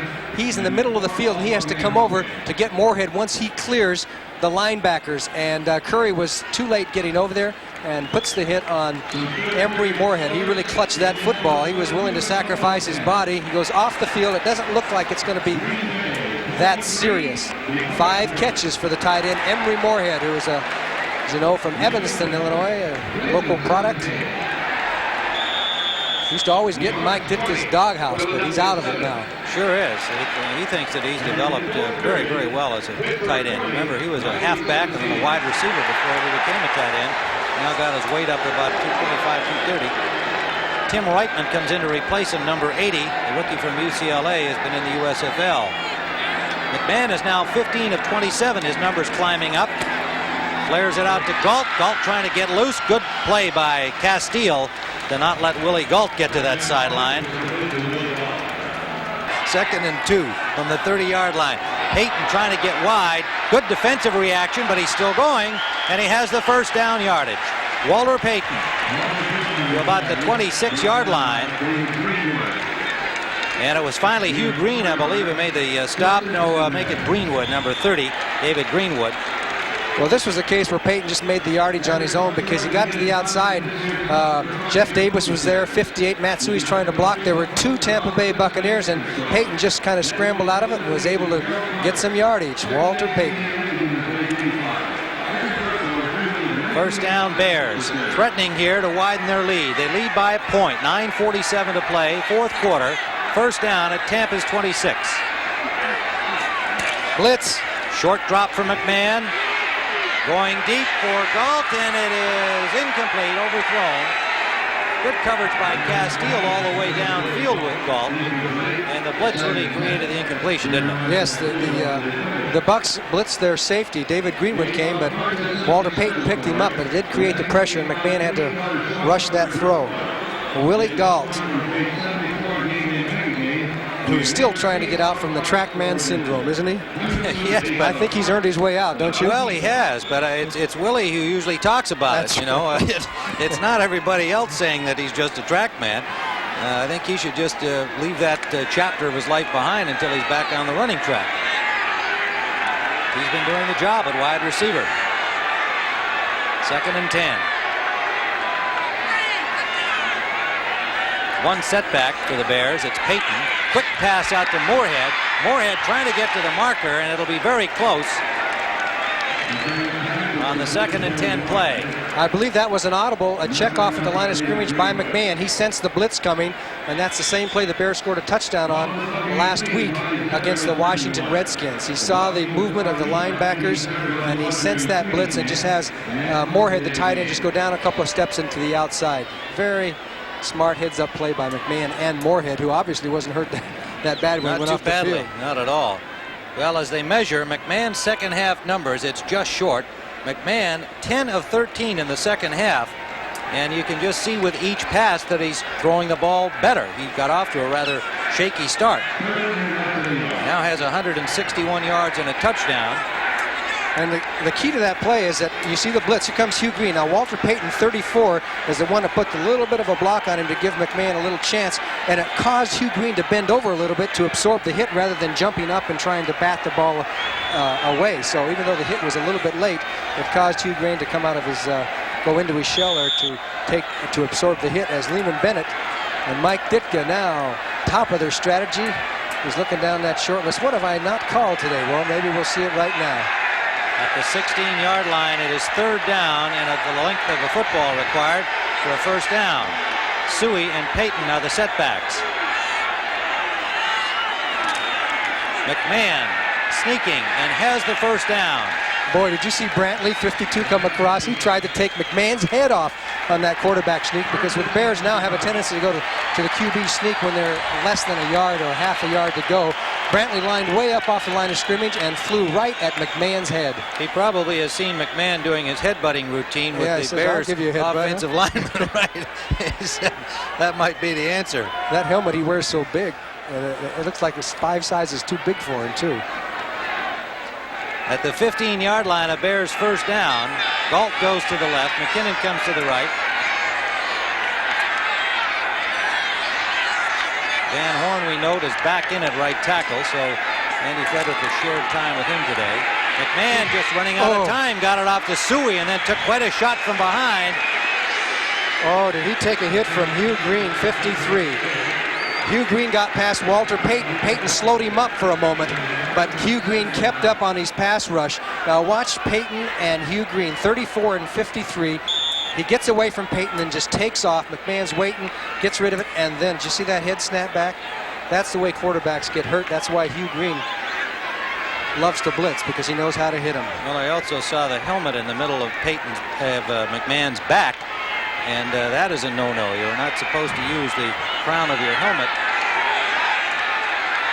But that was unseen and uncalled. 2nd and 9. Play action. McMahon rolling left and back the other way. Everybody covered. He's going to take off and goes out of bounds at the 5-yard line, and maybe has the first down. Yes, it will be a Bears first down. So a big play by McMahon on the run. Nothing like having a mobile quarterback. The fake to Walter Payton. He comes around this way, and then now is looking down the field. McMahon has such a good sense of the field. He had a man open down there, but decided to take off down the field and then headed for out of bounds rather than take on one of the defenders. There's Willie Galt. He's open. He's been waving a lot today, hasn't he? But that's hard for a quarterback when he's running the other way to spot a receiver way back on the other side of the field. I saw Payton in the replay lay off a block that would have been a clipping penalty. So again, the experience and savvy of Walter Payton. The Bucs' objective is to keep the Bears to a field goal if at all possible.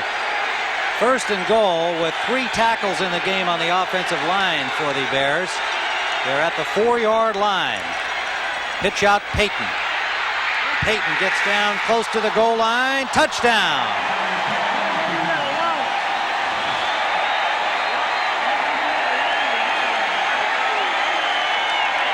Walter Payton. Now, Otis Payton had plenty of blocking. Instead of heading for the corner, he decided to go north-south, waited for the block by Suey, and just headed straight up to get the 4 yards. A lot of backs would have dipped to the outside and gone for the corner to try and run their way in and maybe avoid the contact. He just turned up, went north-south, took it in, touchdown. Chicago. It was a touchdown, wasn't it? Yes, it was, and that was the first touchdown rushing by Walter Payton this season. He caught one last week from Jim McMahon via the aerial route. You know, I think that's a milestone for him, too, I believe. 100 touchdowns. That gets him to 100 touchdowns. He gets a pat from Mike Ditka, who has had to sweat a lot. This game is not over, but certainly the momentum has really swung, as in the first game between these two teams. It was Tampa Bay the first half, the Bears the second half. Butler will attempt the point after. It is good. So with 7:51 remaining, the Chicago Bears have widened their lead 20-12. By the way, Johnny, we mentioned the 100th career touchdown for Walter Payton. The company that he joins is companies joined before. Jim Brown, Lenny Moore, Don Hudson, Franco Harris, and John Riggins are the only other players in NFL history to score 100 touchdowns. Phil Freeman takes Butler's kickoff. Freeman's got some running room. Gets to the 30-yard line. Good return for the rookie, number 81. A 35-yard return for the rookie from Arizona, Ken Taylor, made the tackle for the Chicago Bears. The second half time of possession chart will certainly tell the story of this half. The Bears almost 15 minutes to 7:33 for Tampa Bay. Kind of a turnaround from the first half, you might say. They went 77 yards on 10 plays to get the touchdown, using up 4:03 on that drive. And there are the combo of offensive stars who have given the Bears the 20-12 lead. Steve DeBerg from the 30-yard line. Wing formation right. They swing it out to Wilder. Wilder has a first down. Tripped up by Wilbur Marshall. Got over the 40-yard line for an 11-yard gain. Well, Wilder becoming a little bit of a factor here, but you know, have you noticed they haven't thrown to Kevin House for a long time? I don't think the Bears have doubled him that much since he caught all those passes, but he's been very quiet the second half. Our spotter Terry Kane notes that William Perry is now in Dan Hampton's spot, and we saw Hampton in the last defensive series for the Bears leave limping. They're trying to get an injury report on him. DeBerg, complete. Good catch by Kevin House. Not just a good catch, but the way he kept his balance with 2 feet down inbounds. And it'll be close to a first down, a 9-yard gain. He was obviously a secondary receiver on this time because he's looking one way, can't find the receiver. House continued with his pattern, throws back to the other side, and as you said, nice footwork by Kevin House. If Tampa Bay is going to win this game, they got to make double efforts to utilize him the rest of this game. I don't care if you've got Wilder that can run, you've got to get the ball down the field. 5 catches for House in this game. He had only 5 coming in after 4 games. Wilder is dropped on the 2nd and 1 try, and it'll be a loss of maybe a yard on the play. And it was Otis Wilson with Steve McMichael putting the stop on the big man Wilder. 3rd and 2. That would have been a perfect situation to throw a short pass to one of the wideouts. 2nd and 1. Everybody and his brother knew they were going to hand it to Wilder.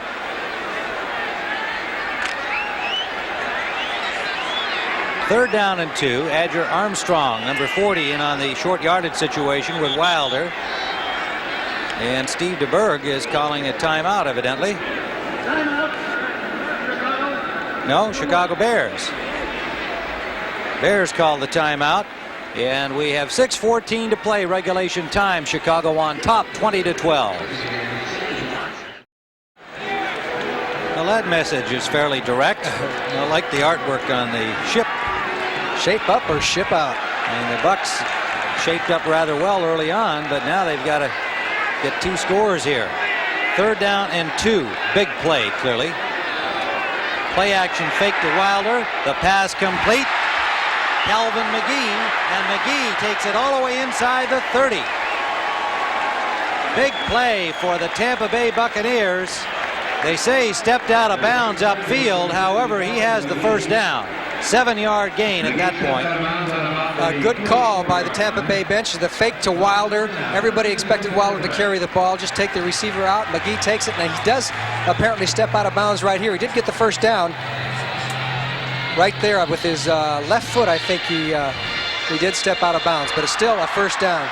DeBerg takes a pop after he got rid of the ball. A pretty good pop by Ron Rivera. But he's back in action. Steve DeBerg with the Bucks on the roll now inside the 45 of the Bears. Wide open at the right side is Jerry Bell, and Bell with another Buccaneer first down. Miscue defensively by Chicago there. They'll spot it at the 25-yard line. Wilbur Marshall got over to make the tackle a little late. Yeah, I think you're right. There was a mistake in the coverage because nobody was there. He was out there all by himself, and you'll see 2 or 3 jerseys way down the field. So obviously there was a miss up on the coverage, and Bell put his shoulder down there and gets another first down for Tampa Bay. Well, that'd have been Kevin House with his speed. That could have really turned into something. Well, Bell did pretty well with it, though, didn't he? Yes, he did. He's got a first down at the 25-yard line. Buccaneers threatening. 5:33 to play. Regulation time. They're down by 8, remember, with the missed point after. There's a linebacker covering Carter. It's for Carter, and what a catch! Touchdown!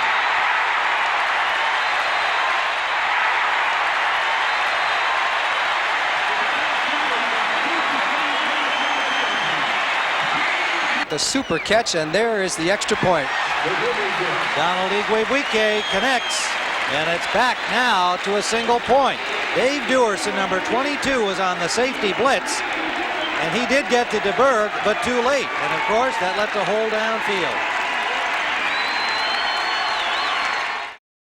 Here's the blitz by Dave Dewerson. DeBerg spotted it, then took his punishment, and of course he didn't even get a chance to see until he got up, but he thought his man Carter caught the ball. Finally, he discovers that he did catch it. Usually you can catch it from the reaction of the crowd, and there it is, a touchdown. Give DeBerg a lot of credit, because once he saw Dewerson on that blitz, he recognized the defense and he realized that Marshall was going to have to cover his man for man down the field, so DeBerg just threw it down there and hoped for the best. Igwebuike's kickoff, 5 yards deep. Dennis Gentry brings it out. Gentry breaks one tackle and gets to about the 17-yard line, and a fired-up special team of the Buccaneers. Calvin McGee and number 54, Irvin Randall, on the tackle, and that brings the crowd alive. They trail by a point, 5-11. As the orange-clad Buccaneers fans try to rally their team to its first win of the season. They are 0-4. The Bears, of course, 4-0. And Tampa Bay started blitzing quite a bit in the last few series of the Bears, changing their strategy a little bit. You saw Hugh Green come in several times. Let's see how they handle it now. McMahon brings out the Bears in the I formation. Calvin Thomas is the fullback. Pitch out to Payton. He dropped the ball and dives on it. The pitch was high from McMahon, and Payton unable to haul it down, but alertly just dove on the loose ball. He didn't try to pick it up. I think he was going to hand the ball off to McKinnon, coming back on a wide receiver end around. Payton alertly fell on the ball. There's McKinnon, who was probably going to be the recipient of a handoff from Payton. So now the Bears are in a long passing situation. Well, not that long. 2nd and about 13. Randall comes in for Washington at left linebacker for Tampa Bay. 2nd and 13.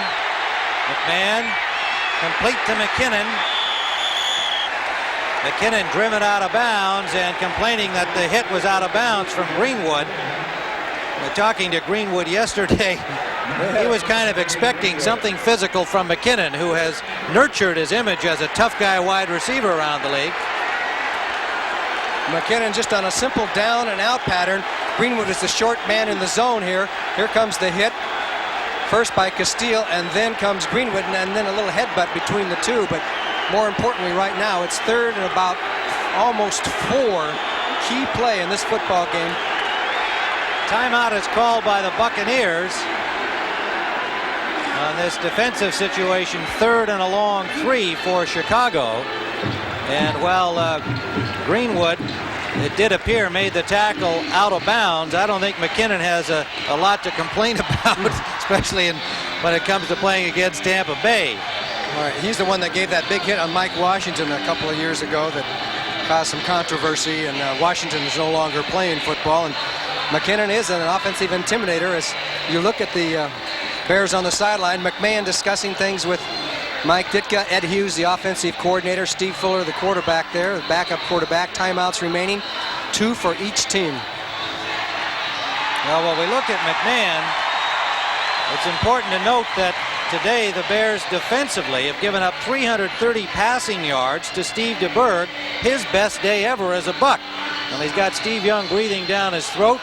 On the roster of the Buccaneers, he has 22 of 38, 2 touchdown passes, 1 interception, and of course he fumbled the ball that led to the Bears field goal by Butler, and that put them ahead for the first time. They have since added a touchdown, but DeBerg then got it to Carter, and has closed the margin back to a point. And of course the bad snap on the extra point looms very large now, very large. 3 minutes 47 seconds left in this football game, and that 1 point makes everybody play it a little bit differently. This telecast presented by authority of the National Football League, intended for the private use of our audience. Any rebroadcast or other use of the telecast without the express written consent of the Tampa Bay Buccaneers and the National Football League prohibited. Here we go. Yet another big play. 3rd down and 3. 2 tight ends in for the Bears. 1 setback, Payton. Long count, McMahon. Short drop.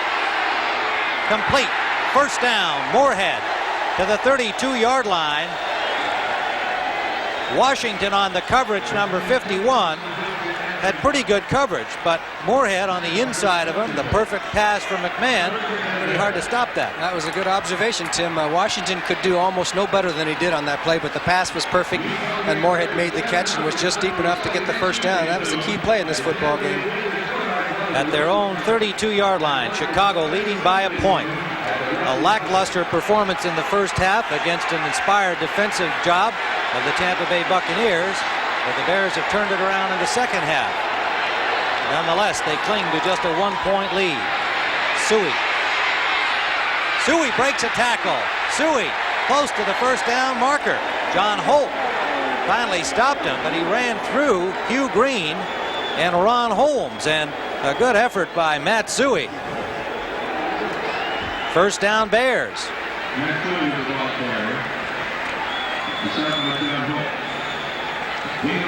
Well, they strung things out here as Hugh Green goes across, and you can see Suey gets a good block from Payton on Holmes, and he waits for his chance and turns up the field, and Hugh Green did not make the tackle that time. He had 11 tackles last week. Holmes was injured on the play. He has come out. Chris Lindstrom has gone into the ballgame, number 75, the second-year man from Boston University. Played in the USFL last year. This is Payton cutting back, and is stopped on a fine defensive play. David Greenwood has been a presence here today in the secondary of the Buccaneers. Be a loss on the play. And we have a timeout on the field with a 2-minute warning. Chicago 20, the Bucs 19. Lehman Bennett hoping for victory number 1. Time running out on him. The Bears have the football and the lead by a point. And a fine effort by his team today. They were ready to play. And something good can still happen. 2 minutes is a long time. 2nd and 11. Play action fake, deep for Galt, complete to the 10-yard line. Willie Galt from Jim McMahon on 2nd and 11. And they go all the way to the 10-yard line, a 48-yard gain. Okay, the blitz was on. The linebackers are coming. McMahon just hit the ball. He saw it coming. He just threw the ball as far as he could, knowing Galt's speed, and it ends up being right on the dime as Holt and Curry on the tackle. An excellent pass by Jim McMahon under duress, because you can see Hugh Green and Chris Washington are both bearing down on him. He just knew where Galt was going to be running on the post pattern, threw the ball, never saw where it went or what happened until he heard the reaction of the crowd, and that is a backbreaker as far as the Buccaneers are concerned. The Bears now in command.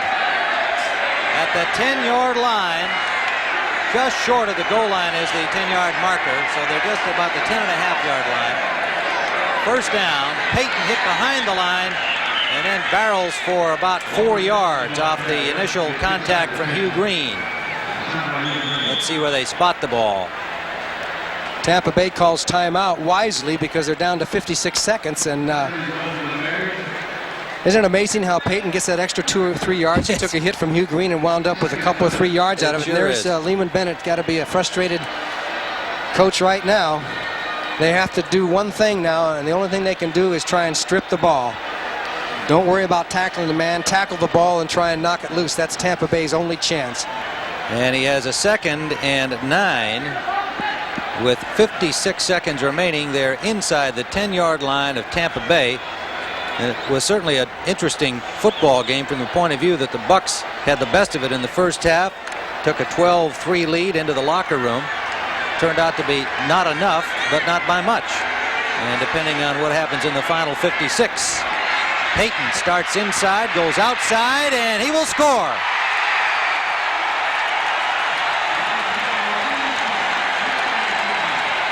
What a run by Walter Payton. Did he fake Hugh Green 53 out? He still has it. He still has it, and I'll tell you, you ought to see what happens to Hugh Green. Matt Suey is out there in front blocking. You can't really see it from this angle, but he dipped inside and faked Hugh Green inside, and he got outside 53, and Hugh Green was just pounding the turf afterwards. You couldn't believe that he'd been faked out so badly. Here comes now.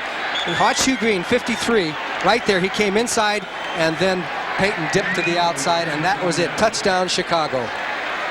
Walter Payton with 52 seconds on the clock makes it 26-19, and Butler with the point after, 27-19.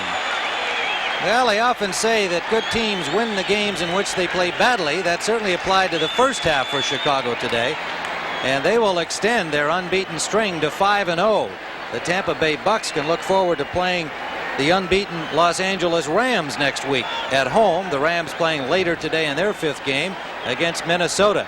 In fact, Lehman Bennett has to play a whole string of top-flight teams the next 6 or 7 games, and he's already going to be 0-5, and I'm sure he doesn't want to look forward to that, because let's see who they play. They play the Rams, as you said, then Miami, then New England, the New York Giants, St. Louis Cardinals, the New York Jets. How does that grab you? That's not too thrilling to look forward to, but he's got a 5-year contract and a program that he believes in, and I think Lehman Bennett is not only a quality coach, but a quality person. And again, it's hard to ask fans for patience, but if they do, I think he's going to do well here. And you know, you can't knock Steve DeBerg. He played a good game today. He sure did. He's got, everybody talks about Steve Young in reserve, and when is Young going to be ready? DeBerg played a good game today. Played a very good game. 30 yards passing for DeBerg, 2 touchdowns. The non-factor in this game was James Wilder. Payton wound up with 63 yards rushing and 2 touchdowns scored on 16 carries. McMahon got it going in the second half, 14 of 17. The kickoff taken by Phil Freeman of the Bucs. Got to about the 19-yard line. Walter Payton, you know, there's always something to say about this man, because he continues to do things when you least expect it, or he makes something happen in some unusual patented Payton way. I looked at a statistic of his. He's thrown 9 passes in the National Football League career that he's had, distinguished so much by his running. 8 of those passes have been for touchdowns. It's just, I mean, who else would have a number like that? I mean, he is just really an incredible athlete. Gave a little wave to the fans there. He's still the heart of this football team, even though there's a transition taking place and people like McKinnon and Galt in the passing attack have made it much more well-rounded. He still is the heart of this football team at this point. First down for the Bucs at their own 20-yard line, 47 seconds left. Deep sideline pass is incomplete. Good coverage by Richardson on Theo Bell, number 83, the first time the ball's come his way today. And you know, you stop and think, who came up with the big play? Willie Galt once again. The Bears were in a situation where they had to control the ball 3 weeks in a row. Galt had that big one against Minnesota, the kickoff return last week, and then this long bomb which put the game away. It was still anybody's game. If they stopped the Bears on that drive, Tampa Bay would have had a chance to possibly kick a field goal. So Galt comes up with the big play. Only caught one pass, I think, today. One pass, but it was a biggie. 42 seconds left to play. We'll have a post-game show for you following our telecast. There's a pass from DeBerg, complete to Kevin House. And a first down for the Bucs at their 36-yard line. Frazier on the tackle, 16-yard gain. And all of the other action around the NFL as it continues, you'll be able to get up to date on all of the events on our post-game show here on CBS Sports. So another frustrating afternoon for the Buccaneers and Steve DeBerg.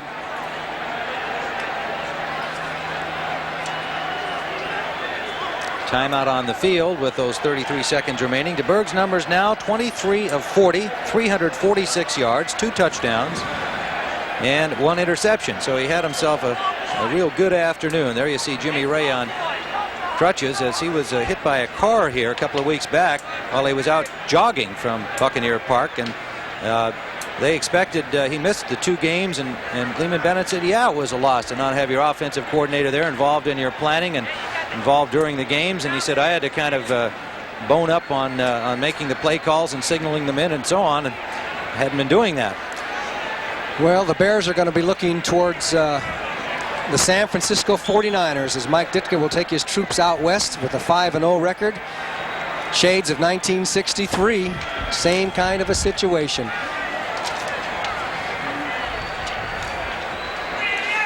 Play underway, first down from the 35-yard line of the Bucs.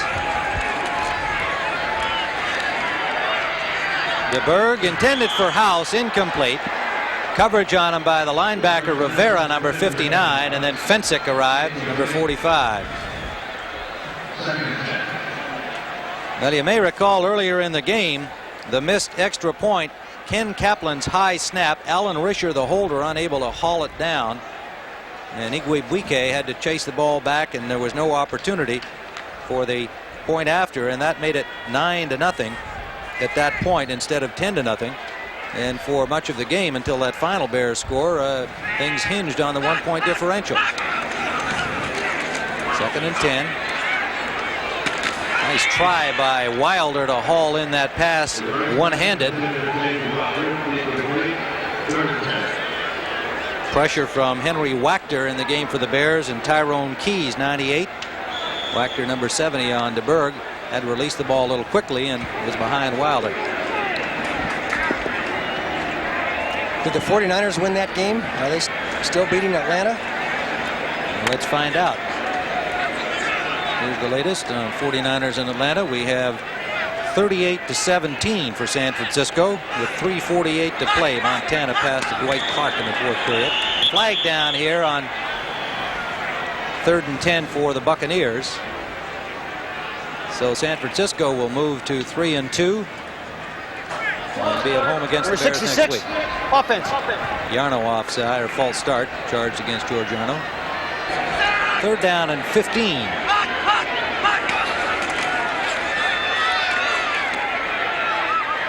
And that pass is intercepted by Leslie Frazier. He lateraled it to Fensick. And Fensick looking to lateral it. He thinks this is the Stanford band play here. There it goes, too. Dewerson. Dewerson got to the 34-yard line. 1 second left. Oh, what a way to end a football game. It did look like that California-Stanford game. That's what you call rubbing it in a little bit, wouldn't you? Well, you know, they could have maybe tried to go right to the end zone. That would have been rubbing it in more if they'd gone into the end zone with it. So at least this way, nobody got down the field with the ball. With 1 second left on the clock, there'll have to be another play here as they try to sort things out. And the players out on the field from both benches. But the pass was clearly off target, whether it was a missed route or not by the receiver. It was one of the easier receptions that Leslie Frazier's going to have all season. Okay, the Bears have so many people down the field that DeBerg, you know, he's just kind of hoping for the best. And there is the interception, and then the lateral to Fensick, who wanted a lateral before this. He said, why should I get hit with 1 second to go in a game? Let somebody else get hit. Frazier's third interception of the season, and that's it. So the Chicago Bears rallied in the second half behind a hot performance by Jim McMahon, who started very coolly today.